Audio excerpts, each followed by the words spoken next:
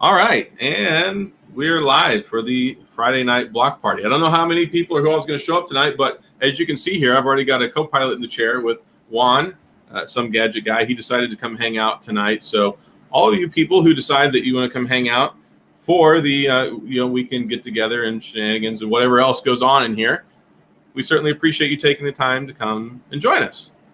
Happy Friday. I'm always down for some shenanigans, some tomfoolery, some monkey shine, some hijinks. It should be good. Should be a good time. Chicanery. Yes. Oh, that's a good one. I like that. Yeah, I think it depends on where you're at, because I guess some people say chicanery or chicanery or there's different ways. Huh? I think it's chicanery. I think you had it right. I think, that sounds correct to me. When I was in college, a professor of mine used it, and it just stuck with me. And I'm like, oh, okay, that's a cool one, because I don't like shenanigans, but everybody uses shenanigans. Like, if you pull out the chicanery or chicanery or whatever it is, they're like, what? What did you just say? No, I like that. I like tomfoolery is a good one too.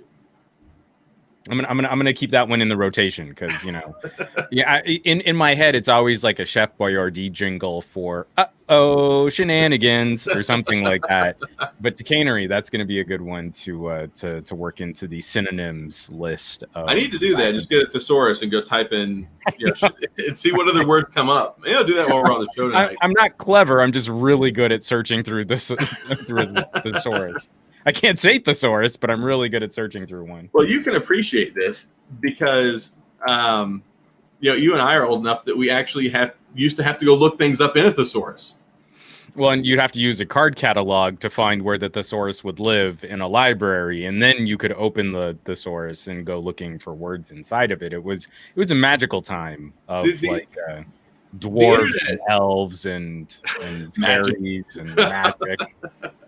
The internet is a wonderful thing, but there are institutions that it killed, much like the traveling salesman that would sell you the dictionaries and the encyclopedia sets. Yeah. Although are we sad about that? I'm not sure we're so sad about that. Yeah. I always had some romance to that idea, but if you ever had to do like a school fundraiser and go door to door and try and get chocolate bars and stuff, not as magic. I mean, what was that movie? The founding of McDonald's. Oh, the founder, Michael Keaton. And you're like, I would never want to drive cross state and try and sell like mixers. Like I have this industrial milkshake machine, and you should buy it. Yeah, that sounds like a miserable existence to me. Yeah, exactly. No, I'm glad that industry's dead. I'm glad it's dead. I can still remember when I was growing up because we bought a Kirby, and if you ever use a Kirby, those suckers, they last forever. My mom still has a classic Kirby. It is heavy. It's like cast iron. I mean, it's a monster, but it still works. It's still the vacuum that she carts around her house.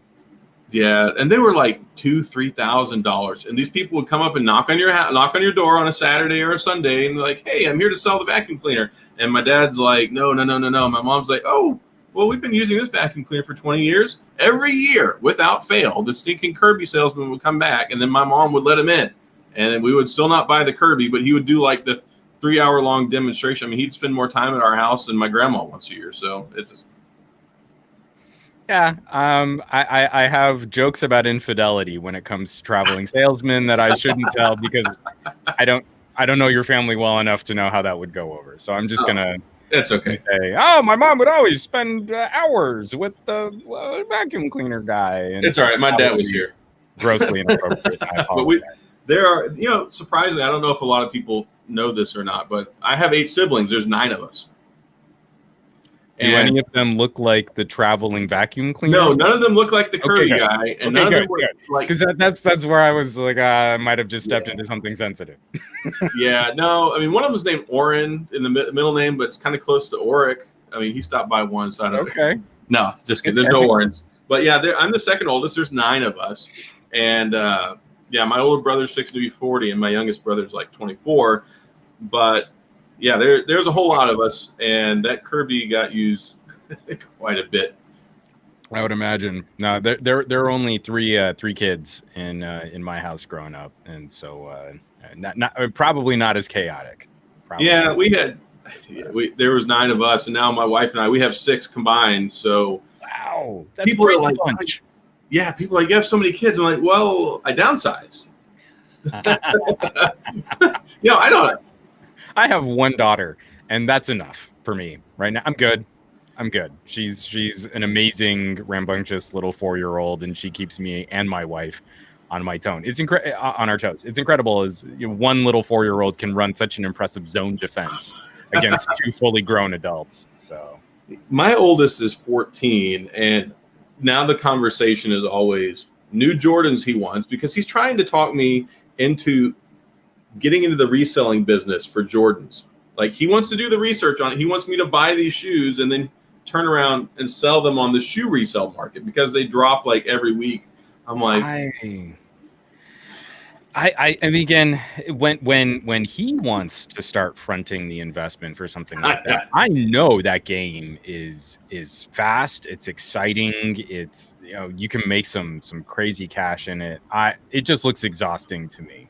Like, playing stock market games with shoes sucks all of the fun out of picking up some new kicks. And like, I didn't know it was a thing until I got Disney Plus and they had that show on there. Jeff Goldblum. Yes, that show. And I saw that. I'm like, what are these people walking around with $10,000 wads of cash in their pocket going to shoe conventions? They're like, I'll take your whole rack for $300,000, bro. I'm like, what? Now, didn't you finish that and just feel like I got to take a nap? This wasn't exciting or invigorating or enticing to me. Like, I already have a problem with like being a hoarder and collector of old classic phones that I love. I know that is that's my hobby. I run this little phone museum. It's not.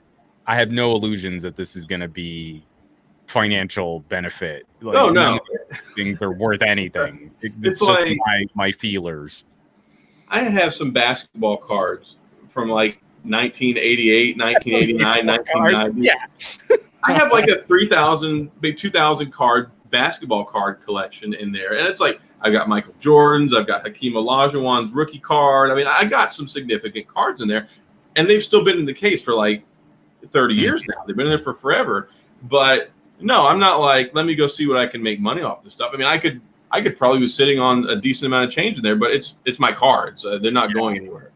Yeah, it's the same thing. It's like, I know these phones are worthless and they just take up space, but it's the sentimental value of like, they're mine.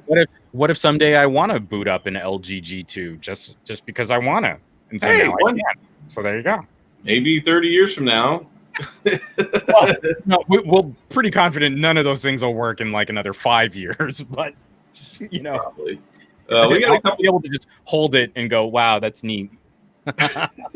Remember these days. We do have a few people in here. Drew's in here. Ian's in here. DCJ. DCC. What's up, guys? Dom's in here. Yes, Juan decided to come hang out tonight. Yeah, I had a little time. I just got done roasting some chicken and shoving broccoli into my face, so it was advantageous. It was perfect timing to jump into a live stream. Oh, here we go. This conversation's reminding me of Better Call Saul season 1. Some of these cards belong to my dad. That's a good show. It is such a good show. I was really anxious about doing like a spinoff because I'm so Twitter pated in love with Breaking Bad, but the execution of doing a prequel show, I can't imagine anything being as well organized and constructed. It's crazy to me how good it turned out. And the funny thing is, though, I had only seen like the first 2 seasons of Breaking Bad before I started watching Better Call Saul. Oh man! So I didn't watch Breaking Bad. I didn't have cable, so I couldn't watch it on AMC. And then finally they put it on Netflix, and my wife and I tried like 3 times to watch that show. We started it up. We watched a couple episodes. I'm like, I don't see what everybody's talking about. This is a quirky, screwy, weird TV show. Like the first couple episodes, I'm like, these guys just have no clue what they're doing. This is just weird.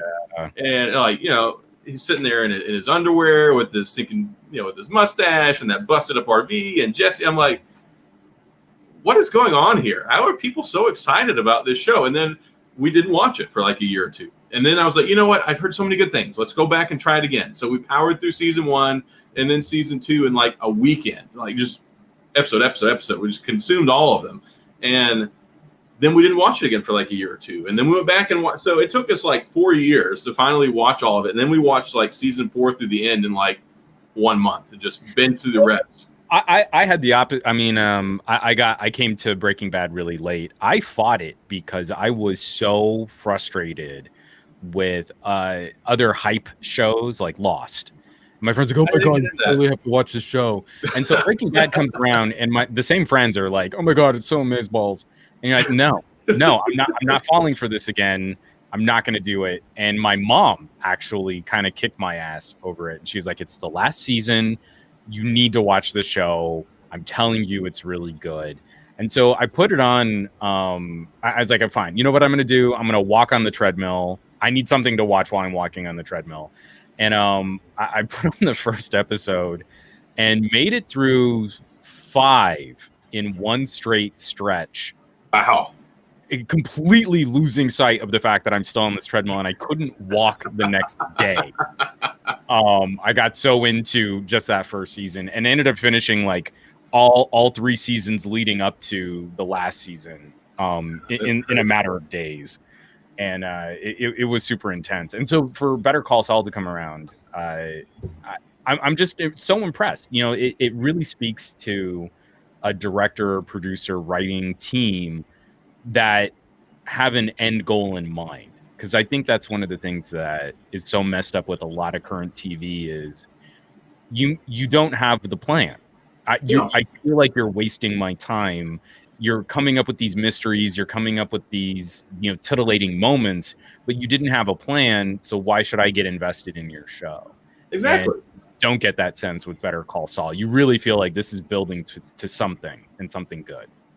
I have a hard time with a lot of TV shows that come out nowadays because I've had that exact conversation with people. They feel like I feel like it's just an episode to make an episode, but there are no pieces to the big puzzle. So when you get to the end of it, it's like, why did I even watch that? You led me nowhere. You led me to the middle of nowhere, and I have nothing to show for it. And we've got enough producers out there where it's like now they've got track records that I just don't trust. Like I was pleasantly surprised with Watchmen just because Damon Lindelof is really notorious for let's introduce all of these mysteries and let's establish all of these rules. And then in the last episode, we're going to throw everything out the window and it's really just going to be about your feels. And, you kind of get that sense of that from creators like J.J. Abrams. He's an amazing producer, but someone else should really be the world builder because I don't feel he's good at answering the big questions that he's asked in the setup. He's not good at finishing something. He's really good at creating it.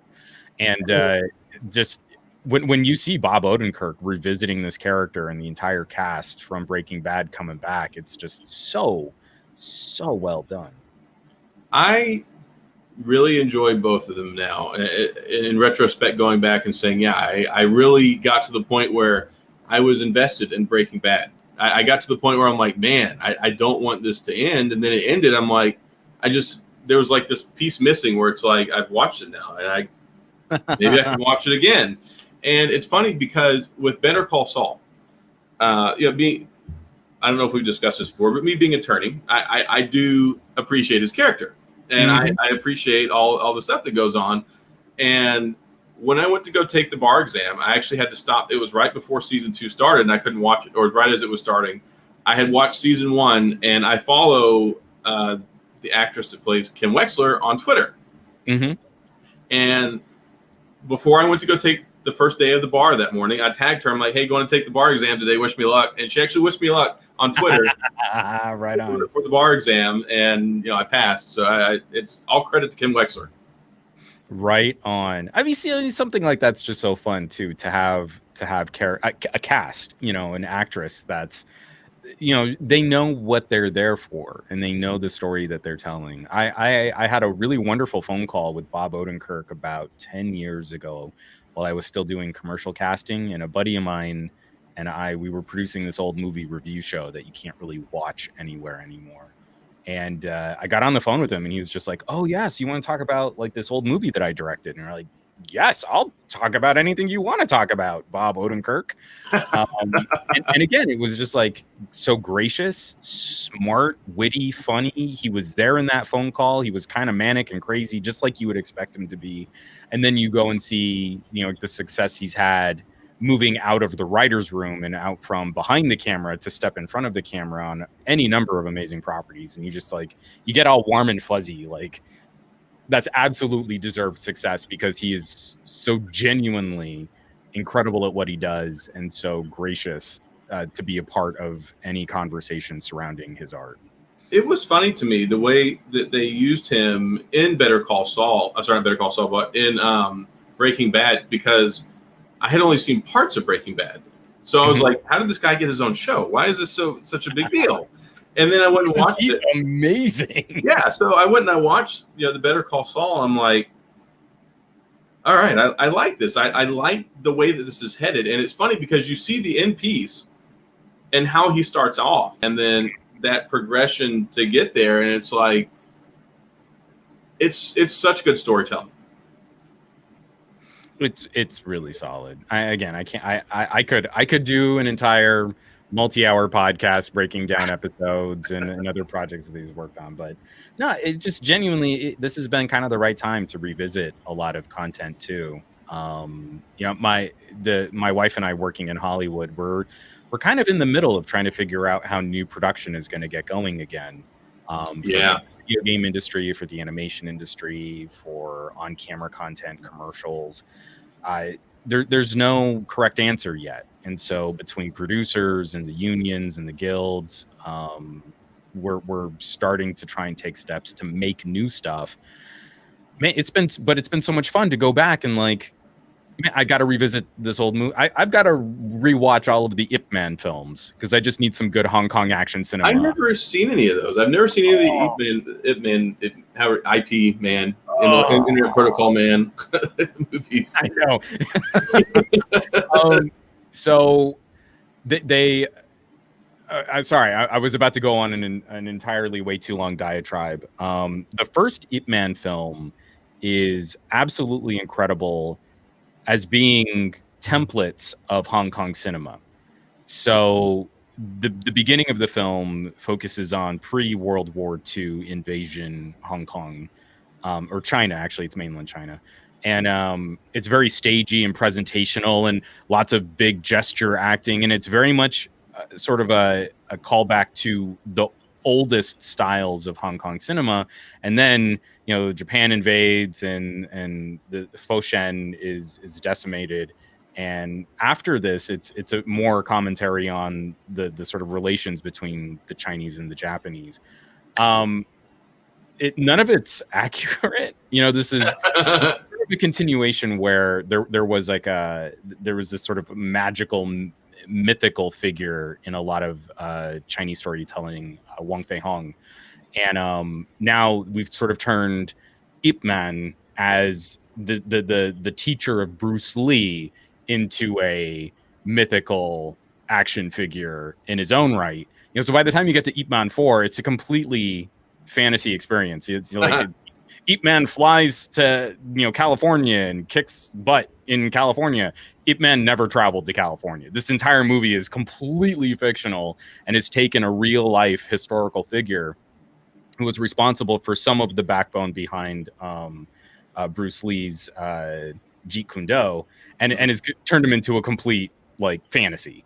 But by the time you get to Ip Man 4, you're sort of on that fantasy ride anyway. So it's just a lot of fun. And the stunt work is incredible. Donnie Yen is so good.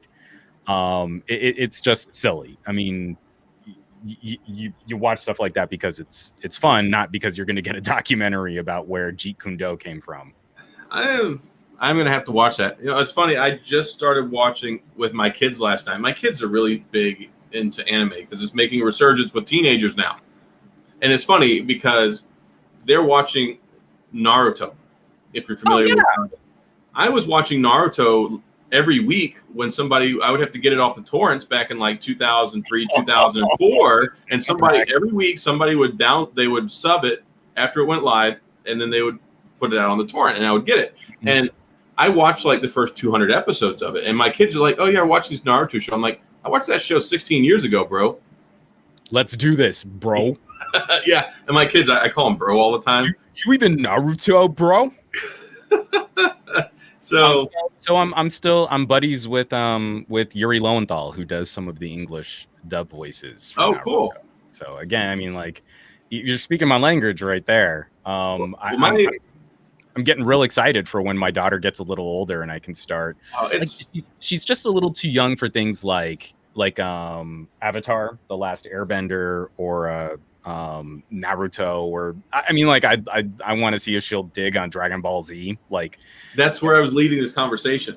We'll have to see. So. I love Dragon Ball Z. I mean, I used to watch that when I was a kid. If you remember when they brought it over to America, they used to have what was it, Tsunami, the Rising Tide, or Cartoon Network Tsunami, and they would have Reboot on there. They had Dragon Ball Z. And I was watching this on Nickelodeon on Cartoon Network when I was like 12, 13 years old or whatever. And I totally fell in love with Dragon Ball Z. Of course, I mean, everybody my age bracket did back then. I mean, if you were watching Dragon Ball Z, what were you watching, bro? I got my Vegeta scroll right here, just right above my computer monitor. So nice. It's you never really let it go.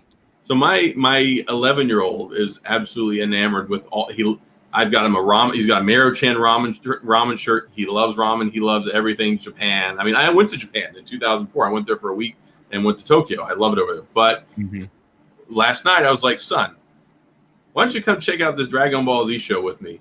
And we watched like 5 or 6 episodes. Did you start with Dragon Ball Z, or did you take them all the way back to Dragon Ball? We started with Dragon Ball Z. Oh, okay.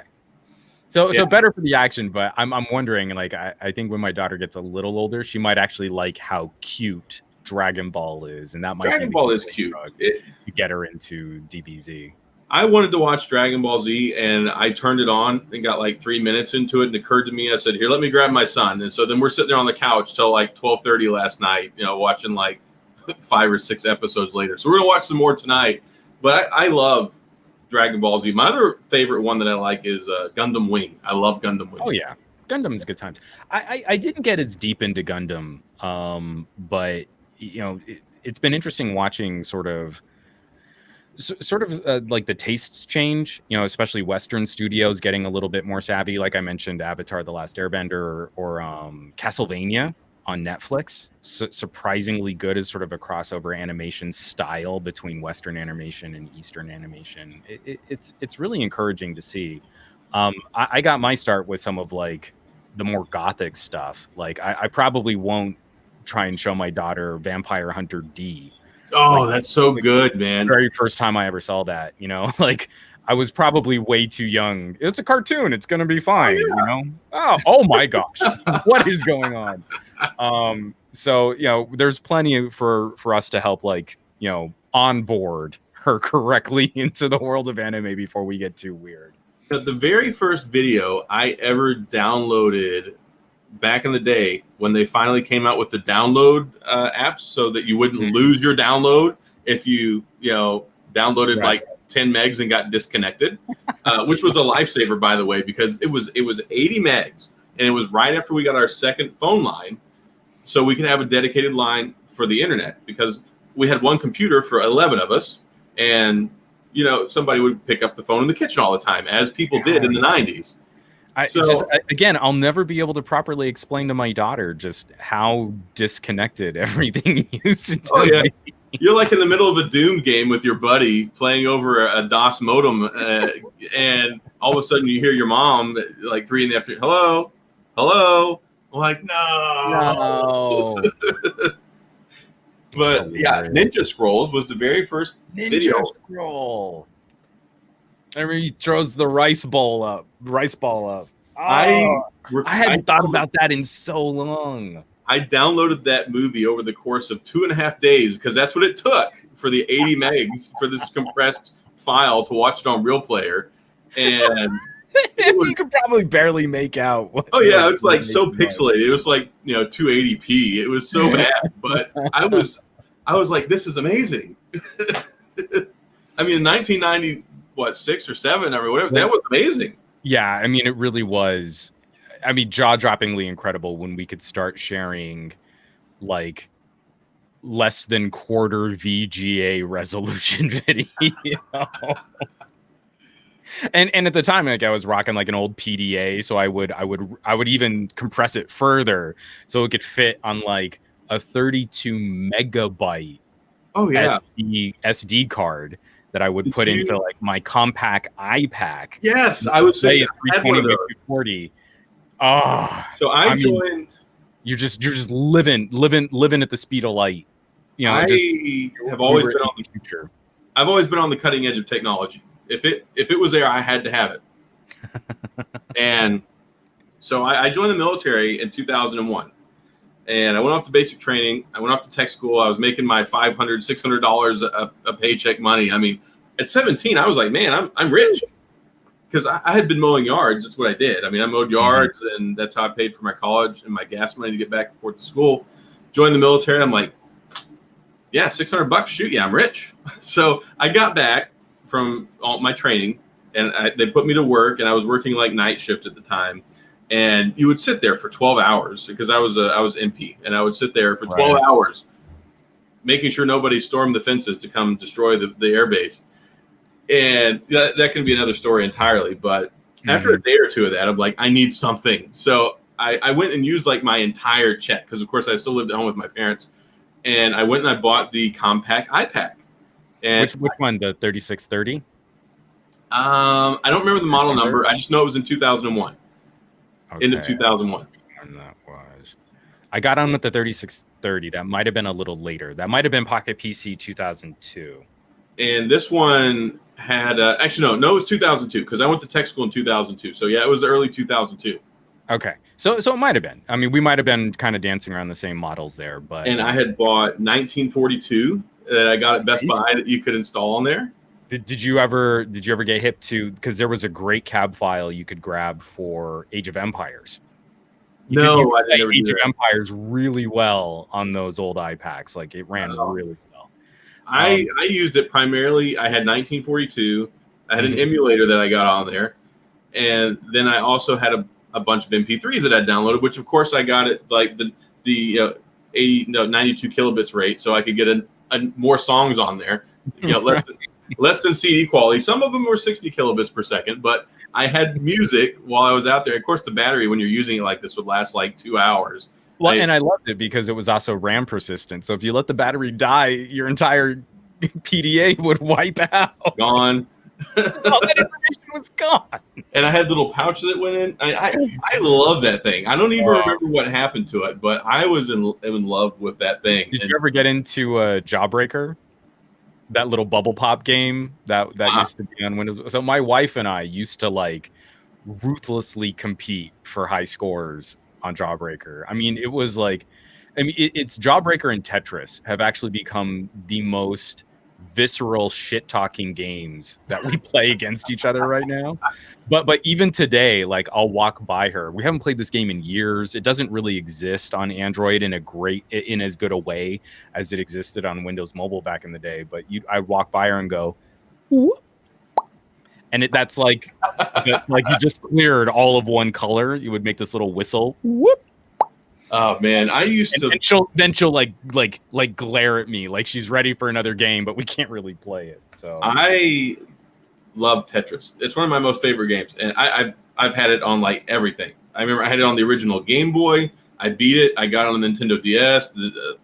Have you played Tetris Effect? No, I haven't played that one yet. Okay, I'm waiting for this new one that comes out. So I mean, yeah. I mean, get Tetris Effect connected, but I'm telling you, man, it is absolutely incredible. I played Tetris for the first time in '86 on a DOS box, an old 8088 clone. So basically, my entire life, I'm not good, but my entire life, I have had Tetris in some form or fashion. It's incredible to me how we can keep reinventing this game. Did you ever play on the Nintendo 64? I don't think I played. No, we had it. No. We did have Tetris on the N64, but I've mostly played on PCs. And I think that's why Tetris Effect was so surprising, was playing Tetris in VR is is mind-warpingly good.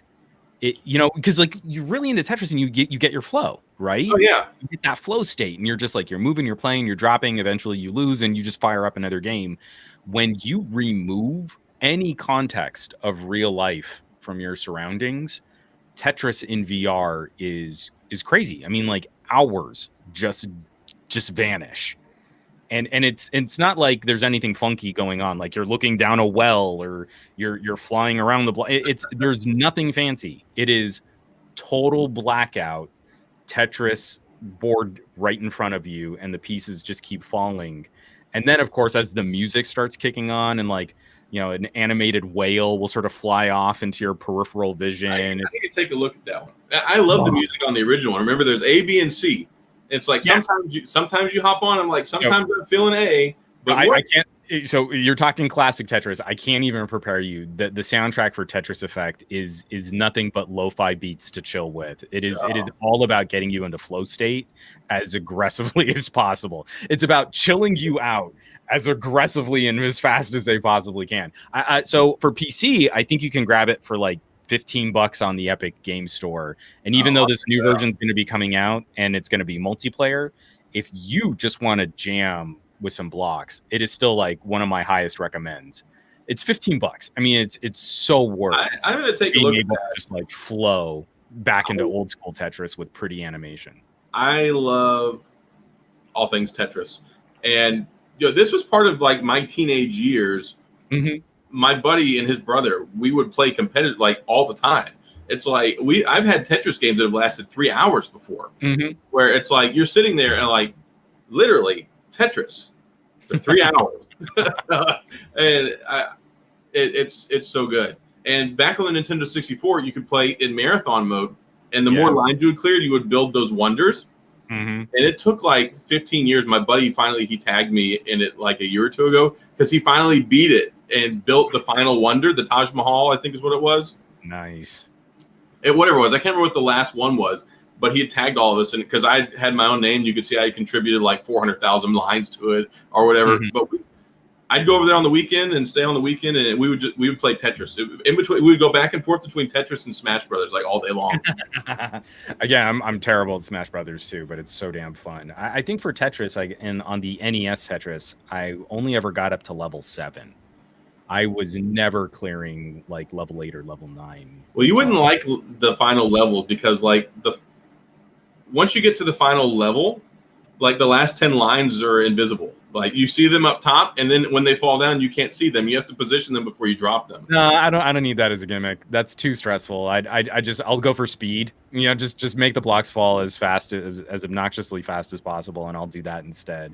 I hate clearing out, like around gimmicks. The other one that's pretty good if you're into competitive. It's cloyingly annoying for the characters that they have in the game, but the actual play style is really good. Is Puyo Puyo Tetris.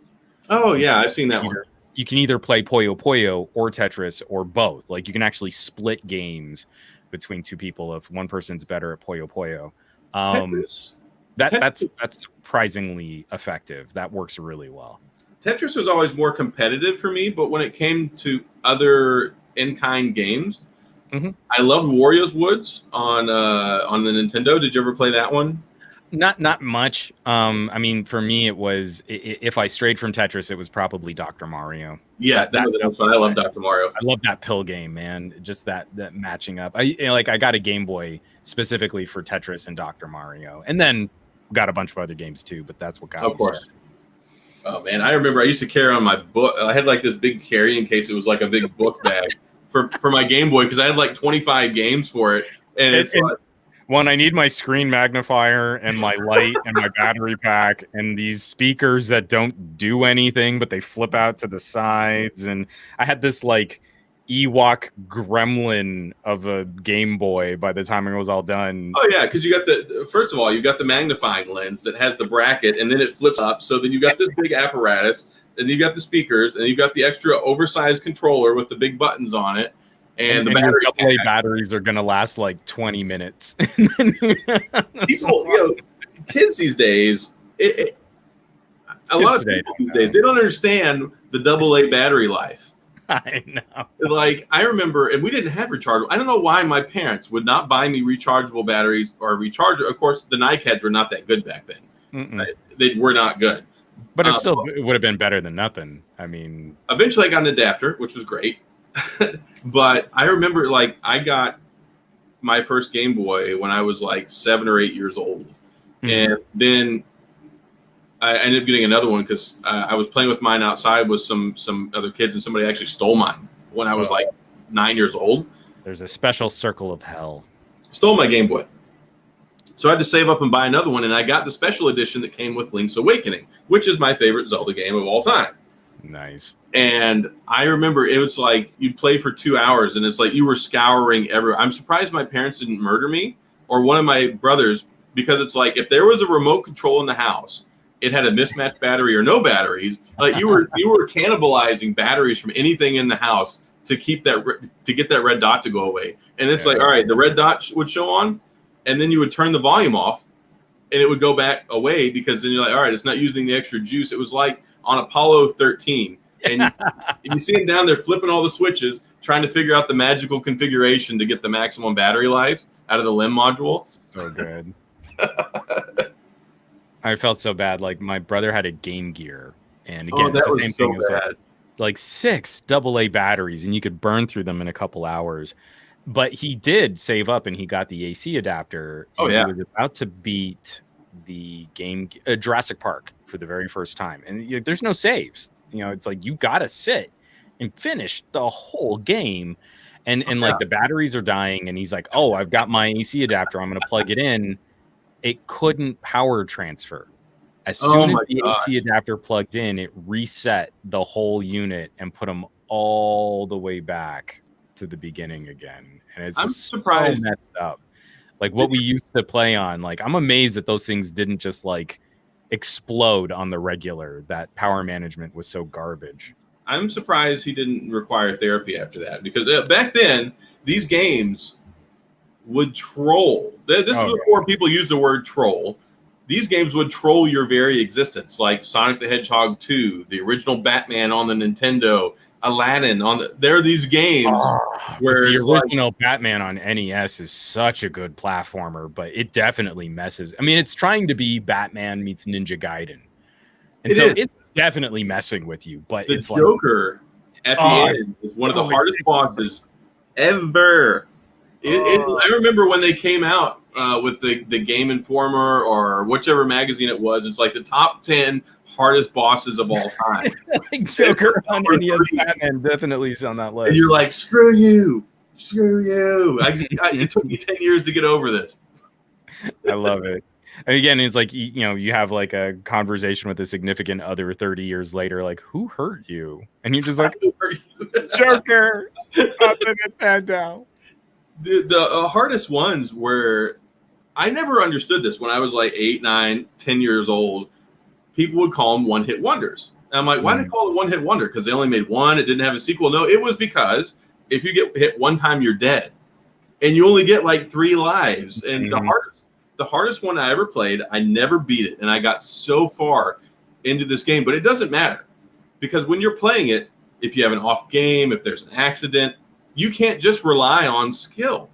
So if you played the original Silver Surfer on the Nintendo, you probably that game is not a game.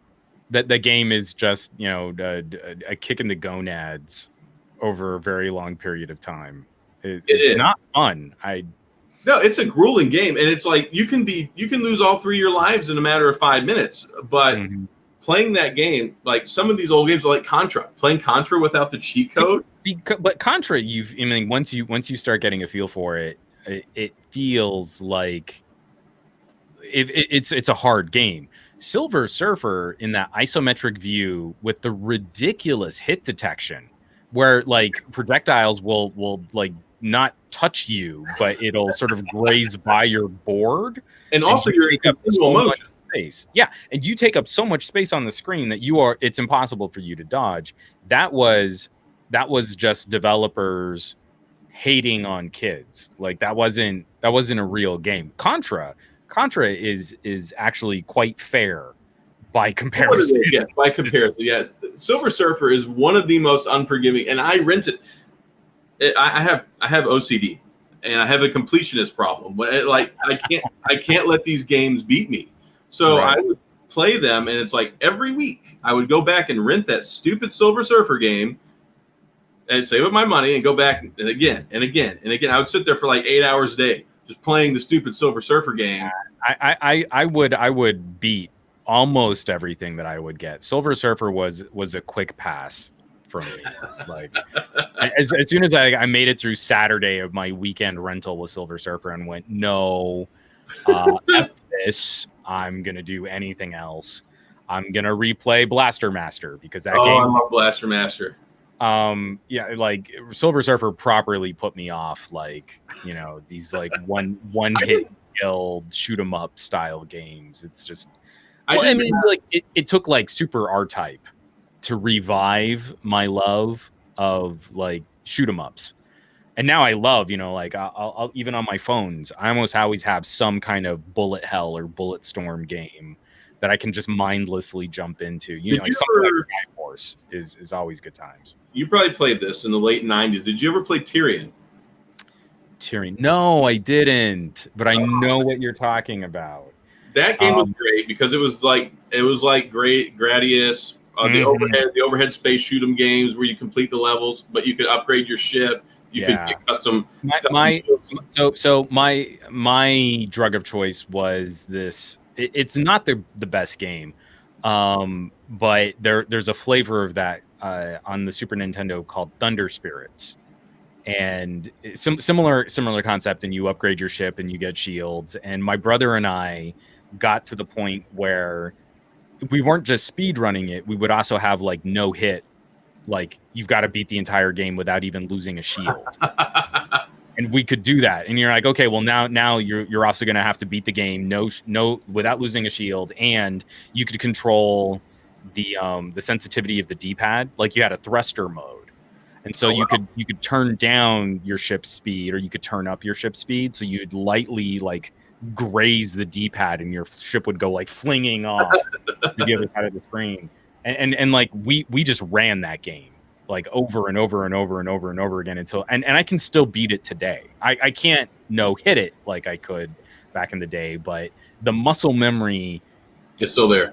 30 years later is still there for me to beat Thunder Spirits. It's pretty silly. But it's that was my drug of choice for a good spaceship shooter game.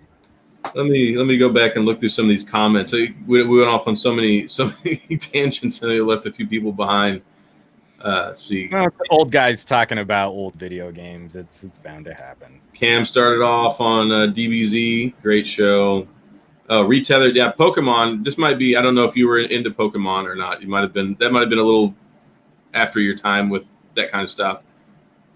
Yeah, I mean, I've played some Pokemon. It's not really my jam.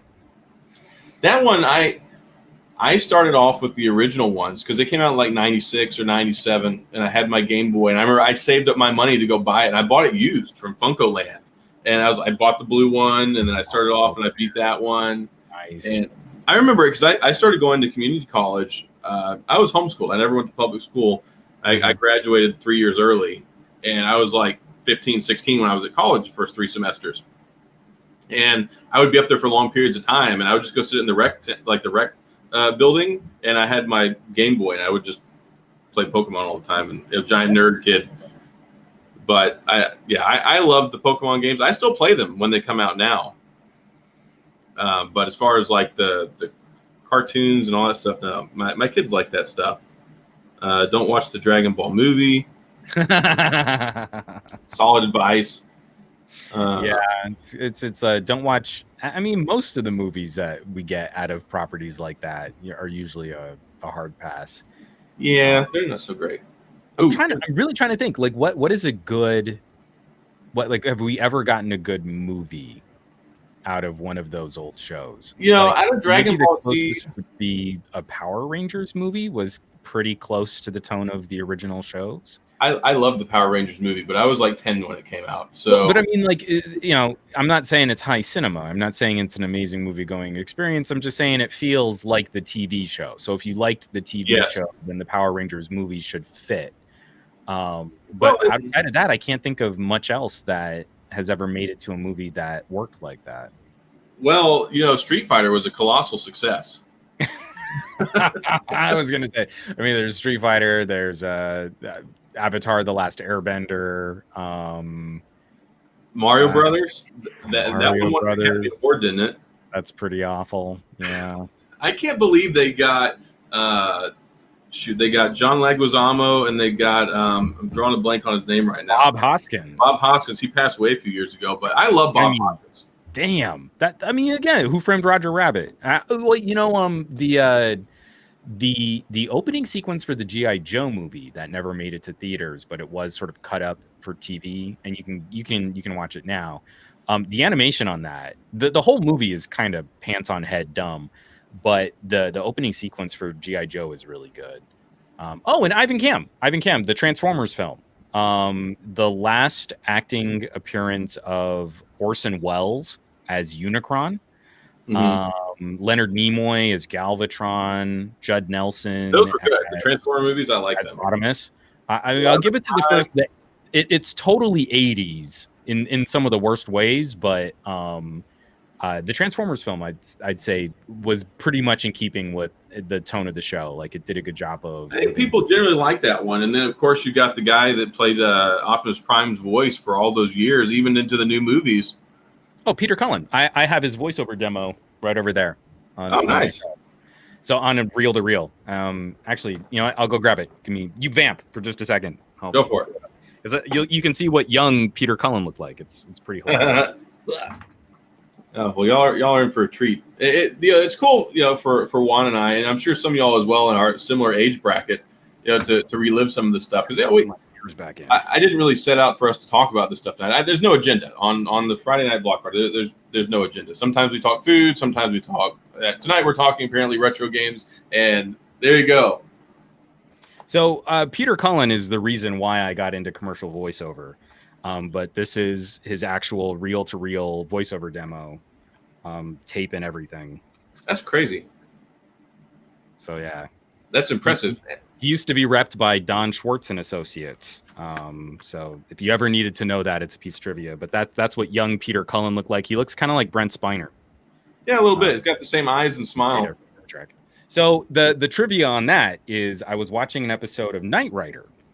Good show. And the evil car, KARR, showed up. And he was a black Trans Am with a silver stripe on the bottom. And that stands for Knight's Automated Roving Robot. I didn't know that part. KARR. And then the voice hit, and it's this deep, barrel-chested, growly voice. And my 8-year-old brain went, oh my gosh, that's Optimus Prime. And I told everyone that I knew that the voice of Optimus Prime was playing this bad guy car, and no one cared. And that's when I realized, like, this isn't really a talking car. This is someone's job. Like, you could just be a part of a TV show by being the voice of a talking car or a robot or whatever. And fast forward another decade, and I'm cutting audio at a radio station, and I'm going to college for theater, but I'm also doing news broadcasts on the college website, and that's how I got into VO. Well, the cool thing, and I didn't realize this for a long time, but I totally, growing up, Batman the Animated Series in many cases was so much better. Conroy's so good. Yes, so good. And Mark Hamill is the best Joker. I mean, much love and respect to Heath Ledger, an amazing performance. Jack Nicholson plays a great mobster. Mark Hamill, number one, absolutely the best Joker we've ever had. I was always enjoyed the voice acting stuff, and I didn't really care too much till I got into anime, because I would watch all the dub versions, and then I'm like, you start watching show after show, and you realize it's the same people doing the same it's a very small click for anime. There's a tiny group of loopers and dubbers. Yes. So I I got into some of that stuff then and started appreciating it. And then that's when I found out Mark Hamill played the Joker. And I my whole life had been watching Batman the animated series. I could watch it now. That show is to me timeless. Batman the animated series, and actually there was a conversation between some people on Twitter recently with the best opening for a cartoon movie, and you've got, of course, Batman the animated series, and the other one is the X-Men. I mean, that song when it comes on in the beginning is just iconic. Have you seen? I can't remember the channel now. Someone did a mini documentary about the people who composed the X-Men theme. Oh, really? They actually break down like how they put it together. If I can find the link for you, I'll send it to you.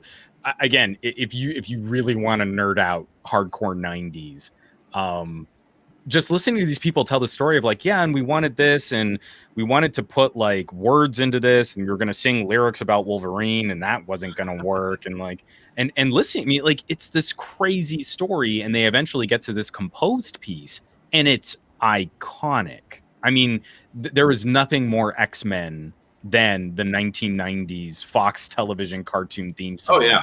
It's perfect. It was... I'll dig it up. I mean, it's an amazing watch listening to the people actually talk about how they... I need to do that then. I love all things, mostly 90s, but I love all that stuff. And that was my Saturday morning, man. My Saturday morning was not complete. Like, watching the shows that came on from 8 to 10 was like, all right, I have to go through this so I can get to X-Men. And I was like, do not call me. I would have my chores done. I would be done eating. I would not miss X-Men on Saturday morning. And people don't understand this nowadays. Everything is instantaneous gratification. But can you imagine your childhood, you're growing up in the way, being a kid and having to, look, 30 minutes on Saturday, Mom. This is it. Like, don't talk to me. I mean, the closest thing I can compare it to our kids today, like when mom comes into your room and says, it's time to come down for dinner. Let's pause your game now. And then you're like, I'm playing an online game. There is no pause. I'm interacting with people in real time. Well, let's put the controller down. That was Saturday morning for us, right? Yeah, let's get those chores done. I can't miss this.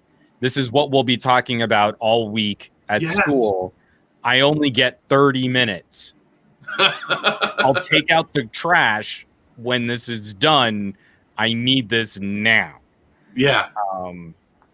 It's hilarious because my daughter has no concept of what television is. I'm pretty relaxed with that stuff. But I mean, like, seriously, like, we've been hitting screen time a little bit harder during all of our social distancing and stuff. The very, very few times we've had to fire up Sling, like we canceled our YouTube TV subscription and we picked up Sling instead. She does not grok commercials. Like, this is an alien and foreign concept to how she normally consumes content, that someone would interrupt the show and then she doesn't understand that, like, a paper towel commercial isn't like real information or real news. Like, she came running into my office and she's like, Daddy, we need to get quicker picker-uppers. And I'm like, what do you mean? Lex, we've got paper towels. No, Daddy, these clean faster. And I'm like, oh my God. Like, my wife and I, we've actually done too good of a job of not, like, sitting her in front of a whole bunch of commercial-ridden content. And now we actually have to, like, teach her, oh, this is all fake. Ads are not real. They're practically lies. They're really entertaining lies. Oh, goodness gracious. Oh no, you're like the aliens in Galaxy Quest. You don't understand when something's fake. Yeah, I'm a little bit more lenient when it comes to this stuff with my kids because I lived through that when I was a child, being in the middle of a game, being in the middle of a cartoon or something. It's like, I can't leave this right now. And my dad or my mom, like, I don't care. They're like, walk in. And I didn't realize like how lucky I had that, because my mom and dad were old school arcade junkies when they were kids. Like, I'm right on those generational cusps. Like, my parents aren't really, they're at the sort of the transition point into Gen X, and I'm at the transition point out of Gen X. And so, when when we got an Atari, my parents probably clocked more time on that Atari than I did. When we got a Nintendo, we were probably pretty evenly matched for the first couple years that we owned a Nintendo. And I would say like my mom and dad fell off around Super Nintendo. Like gaming has always been a part. Oh, and PC gaming. You know, like again, we had a DOS box with 8088 where we'd play Snipes and Ninja and Tetris and Solitaire. I mean, like my folks taught me gaming. And you just assume like, oh, well, that's how every family must be. And like, you come to find out like, oh no, we were just big old nerds. Like no one was doing this when I was a little kid. This was wholly unique, not the normal experience that people were really enjoying at the time. And so I'm kind of hoping to share some of that with my daughter too, where we can like we can kind of like grow with her on this stuff, and it won't just be like, here's a tablet, kid, now go play your Peppa Pig game. These are experiences I want to share because like my mom taught me how to play Tetris. You know, my mom taught me how to play Super Mario. This is stuff that like is like baked into our family DNA now. See, my dad played very few games with us, and only on the original Nintendo because he grew up playing on the Donkey Kong and the Centipede arcade. Yeah. So we had Donkey Kong and we had Centipede. And I remember I was like, 6 years old, and I would play them, and I could beat Donkey Kong, beat through the 3 levels, maybe go back through it once. Maybe if I got lucky, go back through it like 2 times. But not amazing, but good for a small kid. Mm-hmm. And if I played Centipede, I could get to like level 15, level 20, level 25 maybe if I was doing good. I mean, pretty good for a kid, but not amazing. My dad, I guess, probably spent most of his high school years playing these arcade games. So I was like, Dad, I got Donkey Kong. You want to play? Oh, yeah, I haven't played that in a while. I'll sit down and play with you. So we sit down and play, and it's finally, he goes first. Like half an hour later, I finally get to play because he beat the entire game 3 times in a row before he died. That's hilarious. And then, hold on, kid. I got another kill screen coming up. You just sit down, stay patient. So he played that with me, and then he's like, all right, well, get better, then I'll play you again. And he played the Centipede, and I thought I was good at Centipede because I was way better than my brothers. I could get to like level 20, 25 on a good day. I don't like cold pick up a controller, not play this game in probably 6 or 7 years. Probably not even played a Nintendo before. He played it on the arcade. My dad sits down with me on a Saturday morning, plays me Centipede one time, and he gets to level 38. Just out of nowhere. He's like level 38 and still has lives left. And I was dead on like level 15 or something like that. Hilarious. And then he's like, too, like, well, why don't we make this next round a little more interesting, kiddo? Yeah, you got any lunch money? Go do this one for some chores.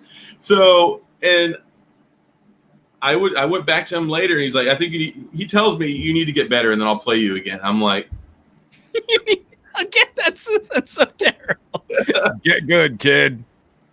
You're wasting my time. Oh my, yeah, that was my dad. I mean, my dad, he was in the military. I mean, he spent like 40 years in the military, and he was an educator. So he was a straight to business kind of person. So it was just amazing to me that he sat down and played them with me just the 2 or 3 times in my childhood. But it was one of those ones where it's like, all right, it's the equivalent today of me playing my kid Call of Duty. And I'm like, let's roll, son. And I beat him like 250 to 1 and then say, get good. We'll play again in 3 years. That's hilarious. Well, and now it wouldn't work as directly because like what will be the gaming zeitgeist in 3 years? It's like if we'd pulled that, then it'd be like, I don't want to have to learn Fortnite. Yeah. I'd hate this building mechanic. Why can't I just shoot people? Can we at least split the difference and you'll meet me with Apex? No. Oh, my COD? You gonna make COD? No. Fine, Fortnite. I started playing Fortnite when it first came out, and me and my brother would play it all the time. And then my kids got into it, and then it's like, all right, I've got 4 kids with 4 gaming PCs all playing Fortnite, and they'll want to play with me all the time. Well, the problem was I played on the Nintendo Switch when it came out, and I was playing in my bedroom. I sit at a computer all day for work. I don't want to go sit back at a computer all day to play video games. I like the consoles for the evening. So they wouldn't play with me all the time. So then I had 3 Nintendo Switches that we were playing on. I had all these headsets, and it's like, because we had 3 Xboxes and 1 PlayStation, but I was paying all these monthly subscriptions. That's hilarious. So we traded 2 of those in and got a bunch of Nintendo. So then my kids are all playing on Nintendo, and like, Dad, we want to play Fortnite. Dad, we want to play Fortnite. And I would win regularly. I was really good at it for like the first 5 seasons that I played. Then it just left me, and then the kids, they still play it. But now I've been playing Warzone. And now they're all playing Warzone, and they come in, Dad, you want to play squads with us? Dad, you want to play squads with us? Because, one, I'm much better than they are. So it's cool. But then they like to pull their friends in, too. And I'm like, look, if I'm going to play with y'all, I don't want to talk to your little friend, all right? I don't want to hear Timmy on the headset that I don't even know. Handle the screeching sounds coming off of your chat mic there. Let's just mute that right now. Yeah, so I play with them sometimes. They enjoy it. They think it's great because, one, they get to play with Dad, but 2, Dad's so good when he plays with them. And I'm not like amazing, but compared to them, I'm really good. So they like to play. But gaming. I'm really hoping my daughter doesn't get into Battle Royale because I tapped out. I mean, it just became to me. It just became such a job. Like it was just a grind. It became work. So now I got to be careful because like I get real sucked into like dungeon crawlers, like WoW Addiction and Diablo 2 and games like that, where I'll just sit there. I forgot to go to bed last night because I was grinding another dungeon. That first occurred to me, and maybe you played this game, maybe you didn't. Star Wars Galaxies, does that ring a bell? Oh yeah, I went through my phase of not properly keeping up with body hygiene. Because of Star Wars Galaxies, there were a couple games like that I got in real bad. I got in that one in EVE Online. I played EVE Online. Didn't get into EVE, but Star Wars Galaxies messed me up. Torchlight, actually, Torchlight 2 was another game where I spent a lot of time grinding Torchlight 2, and of course Diablo 2 was just just crack. It was insane. I mean, I'd still kill for. Like a mobile port of Diablo 2 or something. I wish that they would just port Diablo 2 on there. They were coming out with the Diablo mobile, and then they canceled that, which I'm actually glad that they did because it probably wouldn't have lived up to it. Diablo 3 really didn't capture the same essence that Diablo 2. And a lot of these games are time and place kind of thing. It's really, really hard to replicate that. But I'm looking forward to Diablo 4 if it indeed does happen. But Diablo 2, oh my gosh, man. Yeah. I can't. Have you played Anima? No. So on Android, Anima ARPG, it is such a wannabe Path of Exile. Just a little a mobile version of a game that's trying to clone Diablo 2. But it's a great sort of time waster. The dungeons get a bit repetitive. They just recently put out a huge expansion with a whole extra island of other like quests and missions and stuff, which is pretty good. But when you're sort of in the first half of the game, and it's like totally free. So there is no currency, in-game currency mechanic.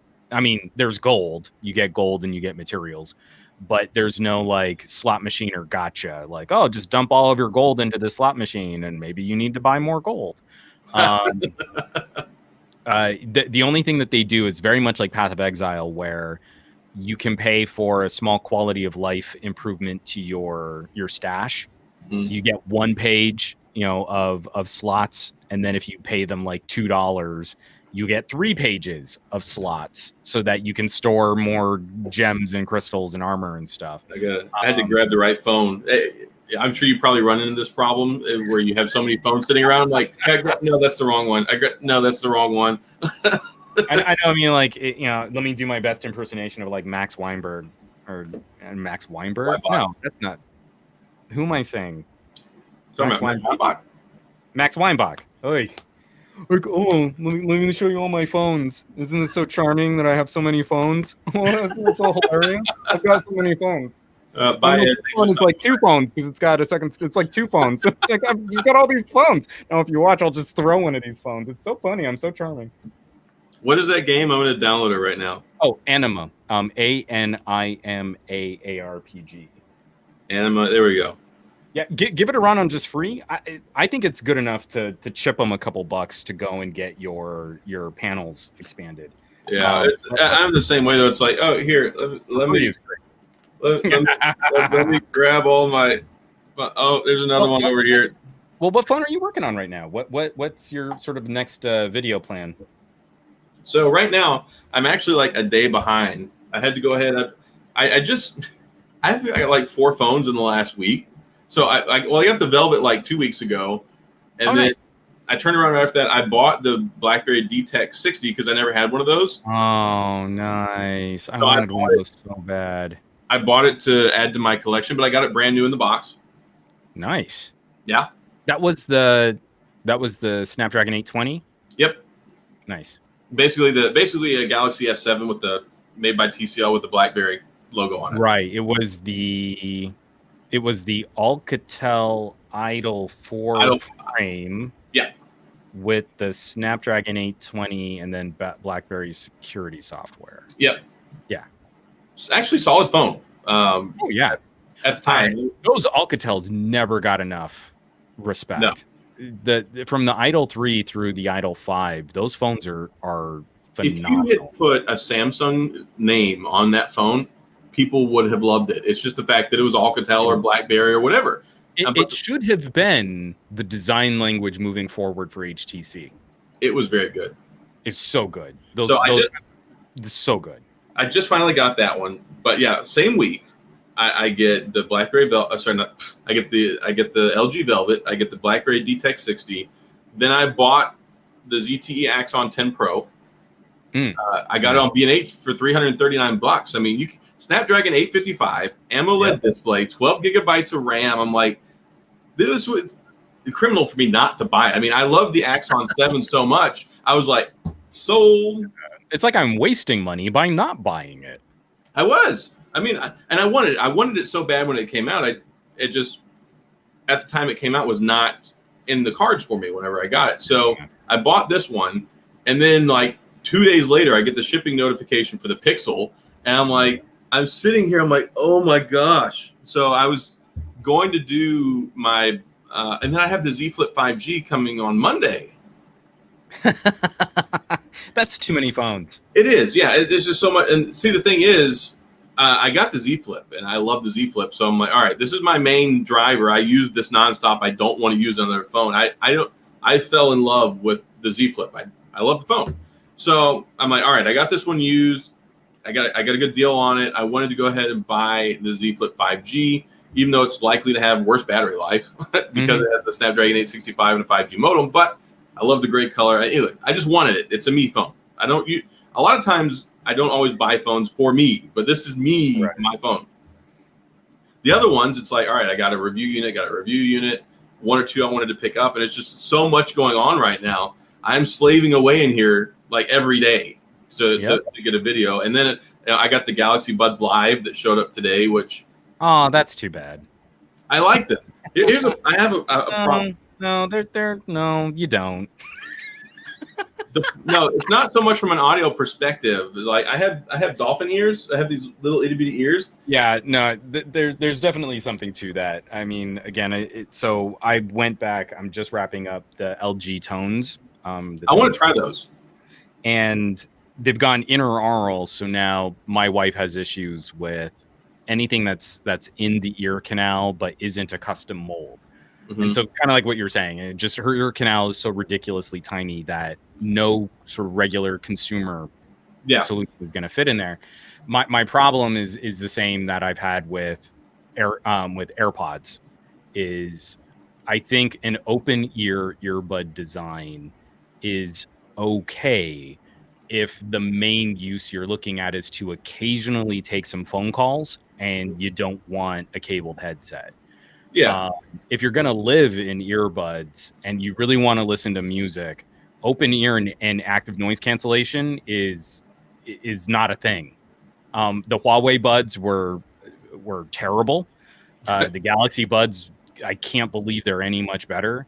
And for all of the cool tech that Samsung is employing, what makes them really great communicators, They can't solve those problems. You can't fight the physics on that, and you eventually come to something that's kind of compromised for what the main service will be, which is listening to audio, like, you know, playing music. When it comes to Samsung, okay, we can discuss this. Oh, let's do this. Come on, I debate you. Apple AirPods are good for function, but they're not amazing for the price when it comes to actual audio. Everybody knows that they sound really good. The active noise cancellation on the Pros is fantastic. I will give them that. Right, but the only reason the active noise cancellation is good is because they finally, for the very first time in their career since the original Pro earbuds that came out with the iPod, is that they went with a design that could actually properly block and seal the ear canal. Yes. You know, they're not putting active noise cancellation on regular AirPods because it doesn't work. Yeah. So when it comes to the Galaxy Buds, the Bud Plus, the Lives, all the different Buds versions they've had, Samsung, it's like there are sacrifices. There's compromises. Like the original ones, like the Galaxy Buds, were very comfortable to me. And that's why I like them, because there's not a lot that I can wear comfortably for longer than about 30, 45 minutes in my ear. I just the shape of my ear is just I can't even wear earpods. They hurt my ears too much. Right. So when I saw this whole Galaxy Buds Live, as comical as this beans looking form factor is, I have withheld criticism because I wanted to try them, because I'm very limited on stuff I can wear comfortably for a long time. Right. So I was like, I don't care. I know that these are not going to be the best going into it. So the only thing I would say, though, is, have you done I've been a big advocate of this for AirPods. People using AirPods is giving yourself the quiet room hearing test, where you set a volume limit based on what is a comfortable listening volume in a very, very quiet room. And then you just have to be disciplined to never turn the volume up above that point. Because as soon as you start turning sound a little bit louder, there's something called platform shift, where your ears will acclimate and they'll numb. And you know this when you go to a concert and your ears are stuffy and ringing and everything. Like 3 days afterward. But that also happens at lower volume levels too. Your ears acclimate. They try and prevent you from feeling discomfort, so they'll numb. And then you think, oh, well, I got to turn up the volume a little bit louder, and you keep raising that threshold. Every time I've talked to someone on AirPods who's done this, suddenly they like their AirPods a lot less. And so I don't believe there's this situational awareness, thing that's happening, because if you want that, then I would recommend something like bone conduction. Like Aftershocks have gotten phenomenal. And if you have trouble putting something in your ear, move away from your ear. Go to something that's going to vibrate, through the soft tissue of your skull. It's not the volume sensitivity; it's the physical uncomfortable having. I know, but because you have this issue where you can't properly block the ear, if you've not given yourself sort of a threshold test, then you're probably listening louder than you need to, which means that you're doing more damage over a shorter period of time. Oh, okay. Yeah. So that I probably am, but I also am very hard of hearing because I spent 16 years in the military working around planes and guns. And that means you should be very concerned about protecting what you still have, because what lies in front of you is audio hallucinations and eventually dementia. Again, this is early science. We're only about 10 years into studying some of these correlating links, but many forms of dementia pair up really well with advanced hearing loss later in life. And there are forms of tinnitus that are really scary. It's not just a ringing in the ear. It starts to sound like voices. If you lose the parts of your ear that process human speech, your brain will start to make that information up. And so you push into what is essentially hallucinations if you don't take care of this stuff. So that you're a little hard of hearing now should make you even more concerned, or at least even more protective, to hold on to what you still have. So that's why I've never been impressed with Apple. I think they've done a huge disservice to their customers by always having these terrible earpod style earbuds.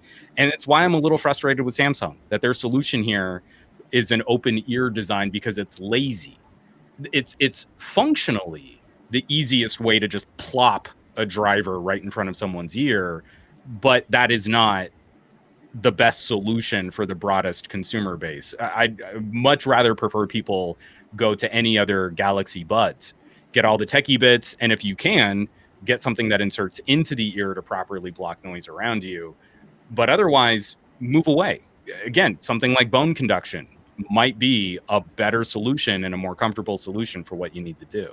My favorite ones, and that actually fit pretty good because they're not overly large or uncomfortable for me to wear, are the Jabra 75Ts.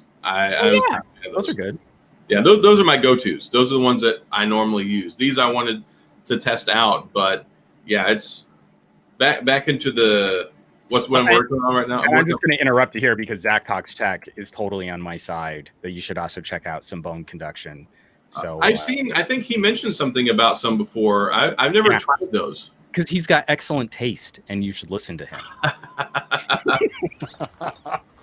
No, he actually does. I wasn't being sarcastic about that. No, Aftershocks are really good. I'm a big fan of that brand. I've got the Aftershocks Air. The new ones are supposed to be even better. Again, it's like with microphones. It's like with speaker tech. It's like with anything else audio. There is a right tool for the job. And if it's, I need my ears open so I can hear the world around me, bone conduction is like walking around with a movie soundtrack. You know, like you're going to hear everything around you, but you're not funneling sound directly into the ear canal directly from a driver in this way that I'm not impressed with Samsung right now. Yeah. I might have to give some of that a whirl. I've never tried them before. I've been just like, I don't want to say skeptical about them, but I know with the whole way the sound works and stuff, I understand the physics behind it, but at the end of the day, I've just kind of assumed it probably wasn't as good as an actual in-ear audio experience. It's pros and cons. I mean, like, they're not magic. We are talking about a fundamentally different type of audio transmission that our biology wasn't really designed.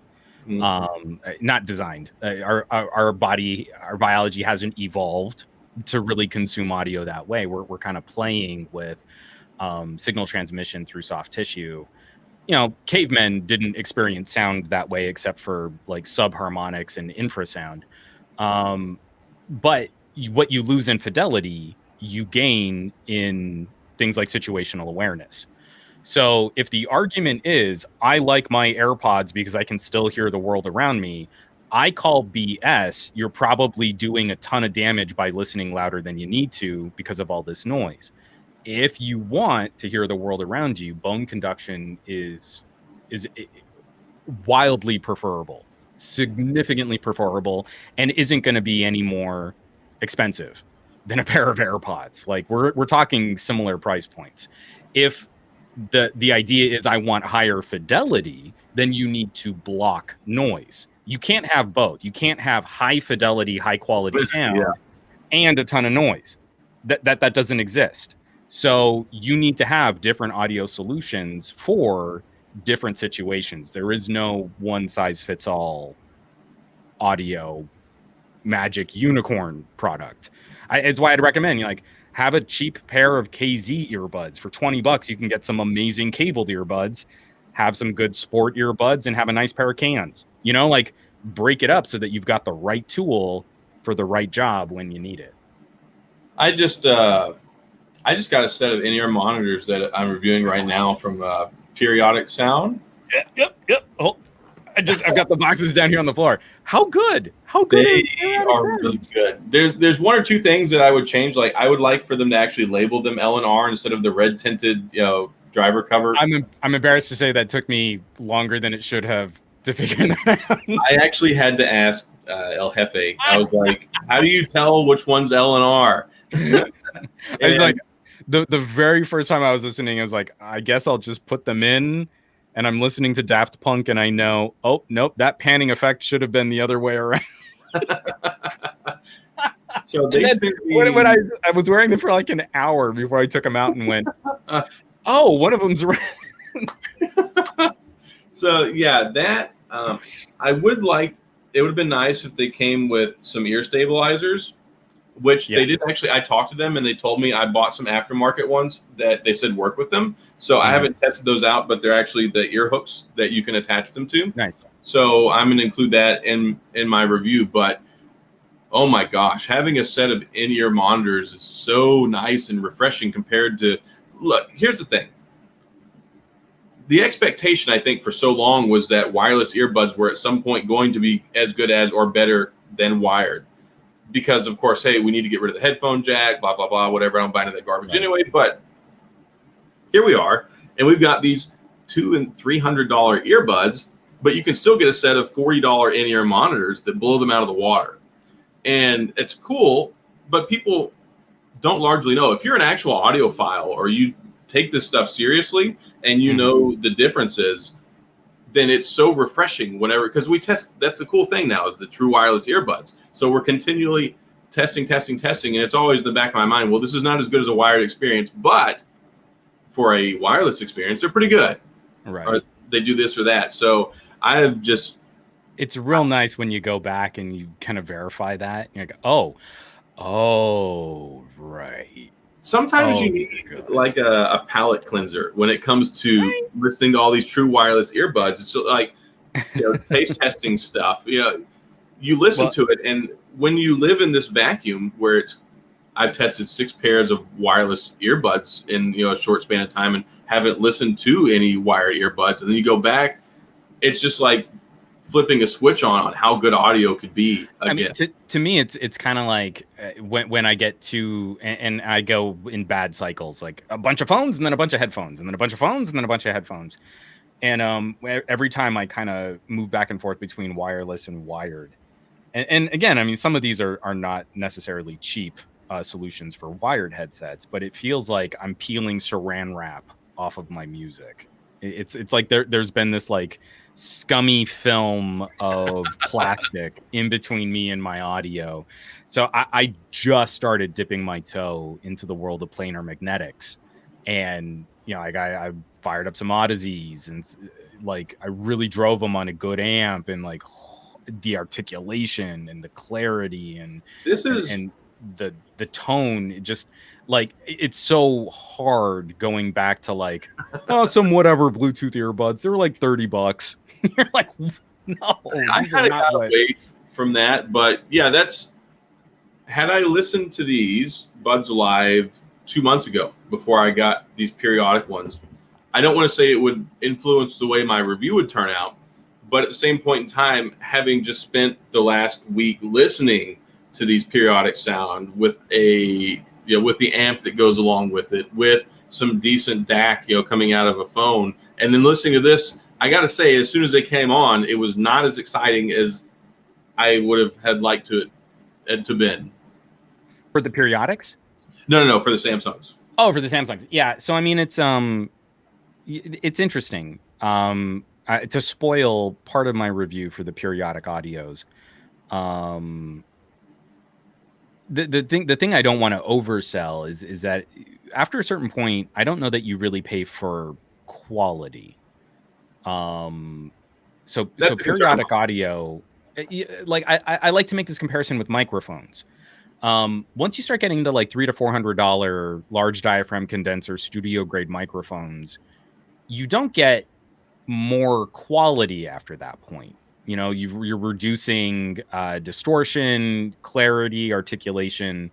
The difference between a $300 studio mic and a $3,000 studio mic is that you did not get 10 times more quality. No. But what you get is a particular tone, tuning, and reaction that colors sound appropriately for the project that you're working on. So if you need a Neumann U87, $3,000 is what you need to pay to record the project the way that you need to record it. And that feels a lot to me like periodic audio is, I'm listening on their Carbons, and like, these are expensive earbuds. These are not 4 times more quality than some really good cheap multi-drivers, but I don't believe I'd be able to get this tone, this tuning, or this color without buying the periodics. It's a very specific flavor of a high quality earbud. And a lot of that comes down to, and this is important, the material they make the drivers out of too. Yeah. And it's so nerdy. I love it. I have those as well, the same ones that I got. And I talked to them and I said, I was like, hey, I know y'all sent me the most expensive ones, but I'm curious. Like, I've listened to beryllium before. I've listened to graphene before, the diamond coated with carbon, whatever. I asked them, I'm like, is there really much of a difference between these different material types when it comes to the drivers? Because I see y'all list them and illustrate them that way, because you get something every once in a while, and like, oh, these are graphene drivers, or there's beryllium, like, or whatever. So I asked them that, here, we're just going to send you all of them. I'm like, sweet. So now I have like all 4 pair of them, and I'm going to listen to them. But yeah, that's what you're talking about. Whenever you talk about most of the true wireless earbuds, you look at soundstage, you look at separation, you look at the overall audio quality, and see how the bands work together. Is one of them stronger than the other? Does one of them overpower? Does it fade out as you turn the volume up? There's a lot of different things you look at, but like tone and color, and talking about the things that you're mentioning there with the individual aspects of the music and how they're designed to be listened to is not there whenever it comes to true wireless earbuds. Well, I mean, to be fair, we're starting to dip our toe into that. Triple drivers on neck bands, or the sound cores. Getting a dual driver earbud. Yeah, sound core and the one more. The tuning and the differences that you get in a dual core from one more versus a dual core Liberty is profound. Like yes, they both have a balanced arm and a dynamic driver. They could not sound more different if you tried to make dual drivers sound more different. But that's where true wireless needs to catch up a ton. Is there's not a lot of range. There's not a lot of option. We have all kind of agreed on a kind of narrow view of what earbuds and mobile audio should sound like. And so then you go with periodic audio. And I don't know, have you seen any of their videos? They're really like, I shot this on a cell phone standing in front of a periodic table of elements wearing a white lab coat. It's super nerdcore, and I love it. I just adore how adorkable their videos are. But like when he starts talking about titanium, and you're like, oh my God, that makes perfect sense. And it does actually relate to what I hear when I switch between their different earbuds. It's like, well, this is a heavier material, so it's going to impact this, and it's more resistant, so it needs to do that. And this is why you're going to hear a different sonic characteristic. And you're like, holy crap, I actually heard exactly what he described. And that's what it's like wine tasting. It's like the different notes. And I'm really looking forward. It's why I loved Gary Vaynerchuk. It's like, if you're going to tell me that wine tastes like grass, you better have shown me that you've eaten grass, so you know what it tastes like. And like, I don't want to hear someone say like, oh, these earbuds sound amazing and there's such rich bass. And you're like, no, I need to know that you've eaten grass before you tell me that these are awesome earbuds. I'm really looking forward to these coming in, because I'm just going to line them up and be like, all right, time to listen to these. Time to listen to these. And I want to hear that. But here's something I didn't even think about, because of course you know this. I know this now, more actually thinking about it consciously. Not all not all headphone jacks are created equally. Well, for sure. And when you're doing your listening on something like periodic, what are you connecting them to? Well, right now I'm using the Velvet is what I'm listening to, which is nice. Not bad. It's not 30, it's not quad, but it actually has a surprisingly good DAC in it. It's for sure. It's good. But it's funny, when I first got them, I was looking around trying, because like the Sonys and stuff, they've got the 24, or the Samsungs. If you use the dongle, you can get the 24-bit DAC and stuff, which is acceptable. But all I had next to me was the TCL 10L, which has a terrible headphone jack. It is not good quality. Actually, it's surprisingly better than I thought it would be. The 10L actually outperforms the 10 Pro.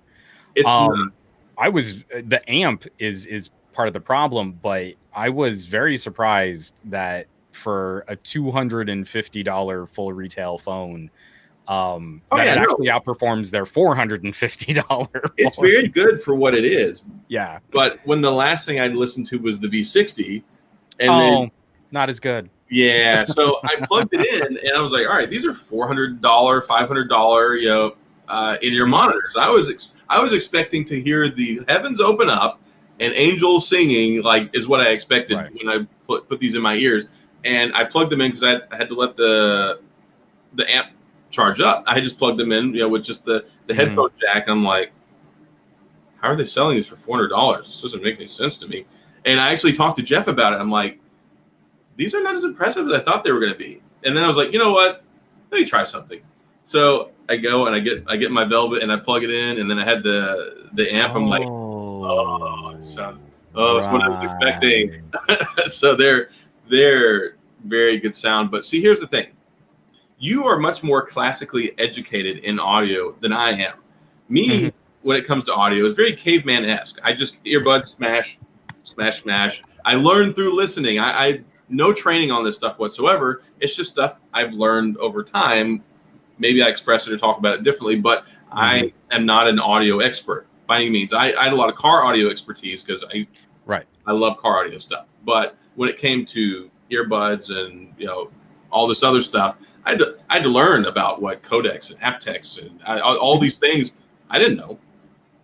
And I learned through testing out these products. And it's a challenge because we kind of expect general consumers. Again, I think this is why some of these laziest options have taken off the way that they have. It's disappointing because I'm pretty good at predicting when someone tells me like, oh yeah, I've got some nice headphones and I listen to this and I like this music. And then I'm like, okay, well here's like the headphones I listen to, here are some DT 770s, not that expensive, $150 studio cans that like have stayed the test of time. Hey, what's up, Ben? How's it going, man? Howdy. Can you guys hear me? Yeah, you're sounding great. You're sounding all rich and luscious, and I love it. Yeah. Wasn't sure. But then, so tell me your favorite song, and I'm going to play it on my phone and a headphone combination. And I guarantee you're going to hear stuff you've never heard before. And I'm just disappointed that in this explosion of technology and how amazing these capabilities have gotten, how powerful our pocket computers are, I feel like I shouldn't be able to surprise someone like that in this day and age. We nerd out so hardcore on like 4K TVs and awesome visuals, and like me with like an old, worn out pair of Bear Dynamics, I can blow your mind when it comes to audio. Well, that's why it feels like we've lost the plot. It's frustrating for somebody like you or for me, and they're like, oh, we don't need the headphone jack anymore. I'm like, you've obviously never used your headphone jack the way you're supposed to. Or you never got a good one. Yeah. And that's another thing that just takes it's a teachable moment when people kind of clue into that. So what's going on, Ben? What cans are you rocking now, Ben? I've just got these kind of basic ones from One Audio. They're the A71s. I literally just got them. I don't know those. 30. I just got them for like £30. It was like Amazon same day delivery. I just needed something to just be able to like monitor my audio, like closed cans. What do you call it? Close back. Just when I'm editing properly. Yeah. No, you had the word right. You just needed some monitors. Yeah. Ben is always editing. I know you were working on some stuff earlier whenever I invited you on. What time is it over there for you right now? Like 3 a.m? Nah, it's 4:30 a.m. God, man. Well, I hope you don't take this the wrong way, but that's silly. And I'm glad you could join us.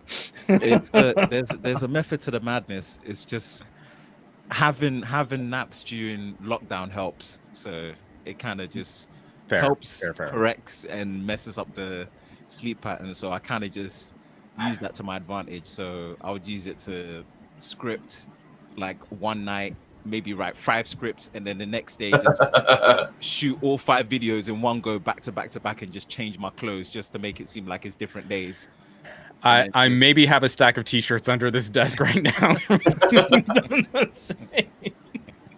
So yeah, there's an odd method to the madness that helps with efficiency of just making sure the content is just flowing like well-oiled. You've been on fire lately. And one thing real quick, I want to say thanks, Jeff, for the super chat there. I appreciate it. Much love, LFA.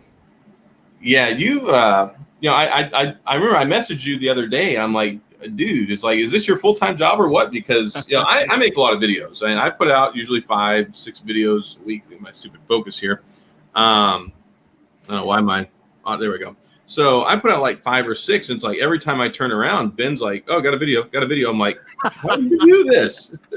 Yeah, I got to say, man, it's been really exciting seeing your channel heat up with those commentary videos. I've really enjoyed the chatter that you've been drumming up on these topics. I appreciate that, man. I appreciate that. It's and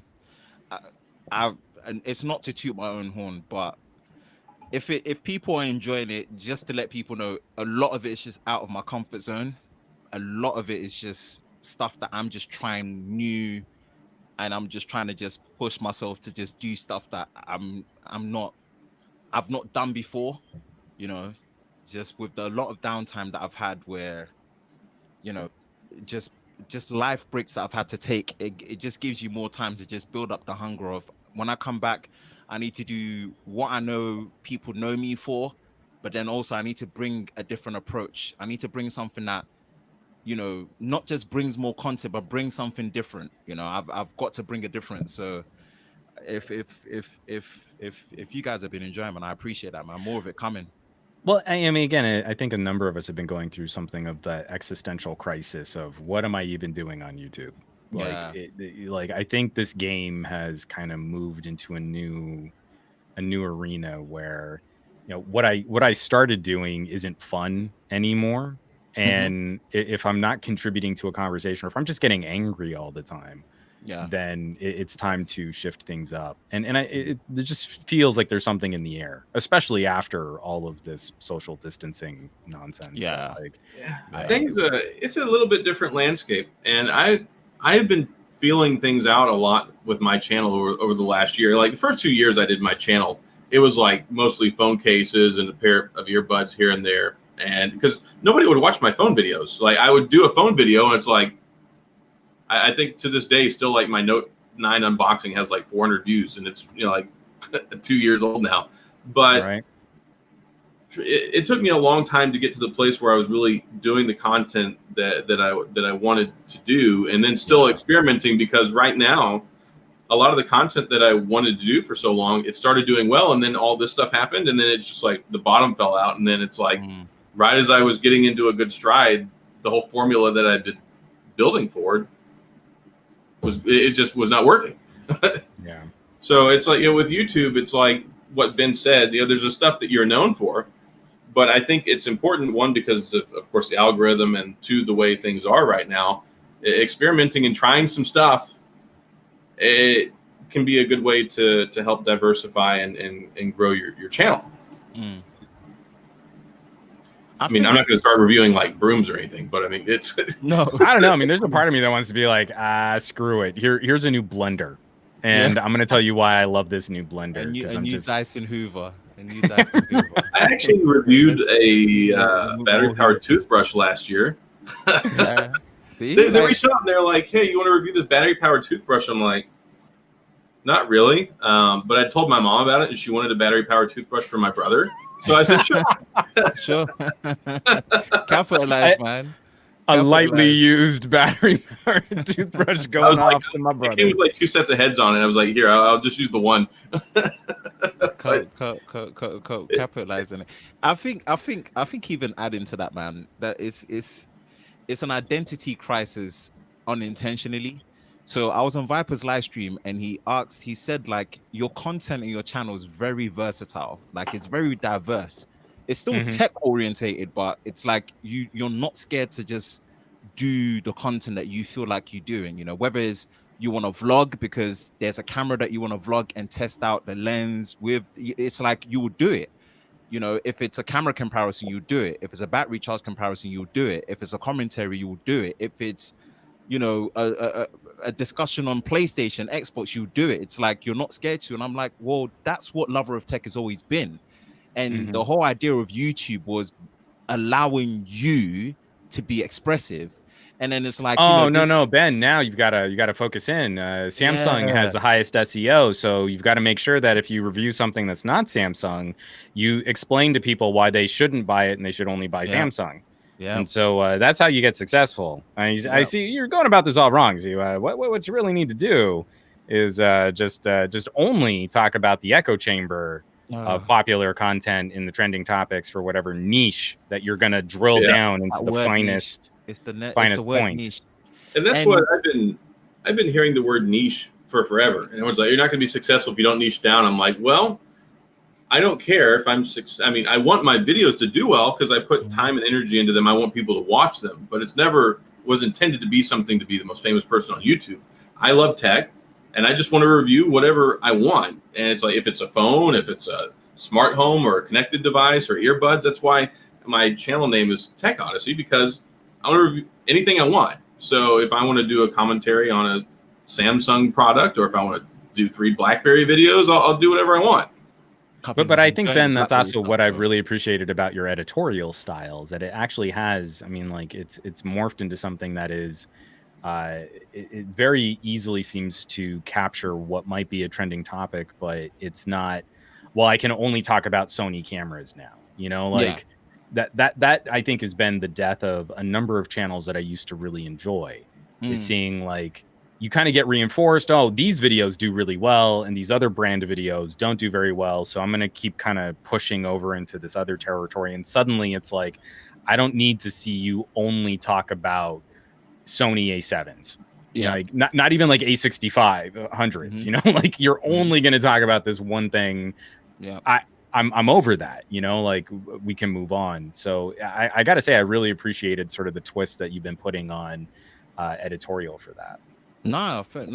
Honestly, thank you for that, because a big part of my channel state right now is CPR. I'm just resuscitating the channel, because like having to take the 6-month break that I did because of just the whole COVID situation and just other stuff, and then coming back, it's like you're almost trying to tell YouTube like, yo, just, you know, I'm back, so just tell my people this is the content that I'm putting out there. Just at least show them. And the reason why I say that is that I posted a Twitter thread of how notifications are pushed out, and it's like I always knew, but when I experienced it myself, I was like, "Rah, that's peak." So there's certain people where you subscribe to, but you don't necessarily press the bell, right? Instinctively, it's just a human thing. It's not. Especially if they don't prompt you, like their content, you press subscribe, and then another notification pops up, you go to it, you forget to hit the bell icon. So one of the guys that I subscribed to, his video, I watched it because he put it on Twitter. As normal, you watched it, commented. I got the notification for that video 5 days later. And I was like, why am I getting the notification for this video now? I watched this like almost a week ago. What's going on? So when I clicked it, it showed the red bar that I'd watched the video. I put my comment, I liked, and I was like, yo, that's crazy. So like that's even like a good situation. So I'm thinking there's a lot of people I'm subscribed to that there's a reason why I'm not getting any of their videos at all, just because of the bell. So it's like it's a tough one. And it goes beyond the bell. I mean, again, all of this is now Facebook style manipulated. Yeah. So I just got another message from someone on Twitter saying, like, I smashed that bell icon. I haven't seen any of your videos in months. Yes. and you're like, this is, you know, you got that notification 5 days later because YouTube wanted you to go back to YouTube. And we know that you liked this video because you watched so much of it. That is gross manipulation right there. It's the same thing that killed me on Instagram. I don't engage with Instagram because I want to know what my friends are doing when they do it. And I look like an asshole if I see like someone announcing the birth of their daughter and I get to comment on it 5 days later. You know? Yeah, it's a bit ridiculous. Like this destroys the social element of social media, and all it is the gamification of popularity. And so if you can create that niche echo chamber and you can all just sort of like, you know, surround yourself with just this one idea of what can be popular, great. But that's not why I got into YouTube. That's not why I got into social media. That betrays why I started producing content online. Well, they don't care what you intrinsically want to see. They just they care about what's going to keep you looking at it's maximizing time on site. Again, and it works, and that's what's so disappointing. But to that same token, it's like I also become a contrarian. Like it makes me play the game even less. You know, like I've actually started saying in my videos, like, no, this review I just had to mess with the algorithm. Like I want Google to have even less of an idea of what to do with me. So here's a ridiculous thing that no one cares about, and I made a whole video on it, so let's talk about it. Yeah. And that was where the conflict to me was, where it's like, I fortunately have a lot of tech interest. Like, I'm big into cars, you know, whether it's gaming, PC, laptop. It's like certain things just haven't matured because the access hasn't been as easier versus the others. That's all. It's just some access to certain things are a bit more expensive or not as easy based on my work experience or whatnot, right? So it just hasn't matured yet. So it's like you're thinking, well, I'm giving such a diverse, you know, content to people. Is it confusing them? Do I need to niche down? And then it's like, well, that goes against what I originally started to be. And it's like, well, this is a platform where I'm meant to be able to express myself how I like. And even then, it's trying to control how I should express myself, which is a shame, because yes, we all want to do well, want the videos to do well, want the metric of numbers to grow and the perception of it and whatnot. But it's like, ultimately, it really wasn't about the fame. It was like my therapy session to be myself in a place where in real life I couldn't really be that, because there wasn't many people around that could relate to how I would want to talk about tech, not just based on, you know, the basics, but like what you're saying, the editorials, the real thinking topics, you know, like I'm, and those editorials, they don't take long, but they take time and thought in terms of the script, the delivery, and how you want to get your message across, you know. And some of them come out of an accident. Like, I was on a live stream with the Across the Pondcast guys, and they asked me about Windows. I think you were in the chat, Windows Mobile. Yeah, I was hanging out for that. And I started scripting that. It's like, yo, it triggered me, because I'm thinking, how bad did Microsoft mess up an opportunity to have a viable mobile OS that could have been competing, and they gave up at a time when there was no reason to give up. It was much easier to do it then. So then it's like, the thought of that, I started scripting, then it started making me remember BlackBerry, and I'm thinking, those things, it's like, it's not about how well it would do, but it's more of a case of like, it means something for me. It means something for me to share that. Yeah, you know, it goes beyond the trending stuff, you know. So yeah, and that helps, because it was born of something genuine. Again, I mean, like that totally organic situation of having that conversation. Yeah, and I know for a fact, like, I can see the channels where you had to make this video, you're not really into this conversation. And there have been a few videos, there have been a number of videos on my own channel where it's like, I was not feeling that conversation when I had to finish that video. So it definitely comes across. Yeah, it's interesting what kind of sparks some of those conversations, but I think the audience has gotten sophisticated enough to know, you know, like, oh, this is something legit. You know, like, I can put out a video on the Pixel 4a today, and this is going to do really well for me, because this is the most fun I've had putting together a video in a long time. And you know, it comes across like it totally reads.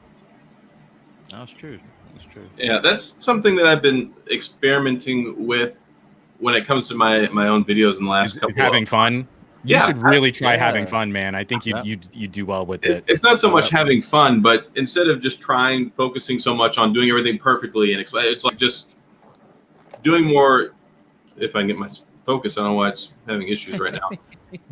More trying to infuse more personality, and quit trying to think so much about what I'm saying, and just saying it the way that I want to. It's just naturally talking, as opposed to trying to sound like I'm trying to be more, you know, I don't know, more off the cuff stuff, less rigid. Well, and I mean, that's another part of it too, is like, as we all kind of navigate tone and style and stuff like that, it's always worth kind of dissecting. But why do I need to make a video that way?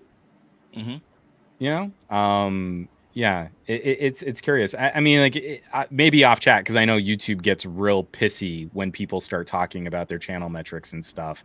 But Ben, I'd be really curious to see if you know, after how good your content has been, if YouTube starts turning that around for you. Because I've spoken to a couple other people who have kind of like gone on hiatus or have slowed down production on a channel, and it almost seems like YouTube punishes harder that you ever dared to walk away. And like, 100% does. If maybe like is it worth looking at just a new channel if they're not going to put any momentum behind it? I've heard that before. That like basically, if you stop, then if your channel will just die. And like trying to get it restarted again. I'll be honest. I felt that way. There has been signs that it is reviving. Good. So it's good based on not just the number of subscribers based on where I was before to where I am now, but also the views on my traditional stuff. So when I say traditional videos, the things that grow my channel have been camera comparison videos, 100%. My most viewed videos have been comparison videos, smartphone reviews, normal reviews. It does well. And what's great is they are still content I enjoy making.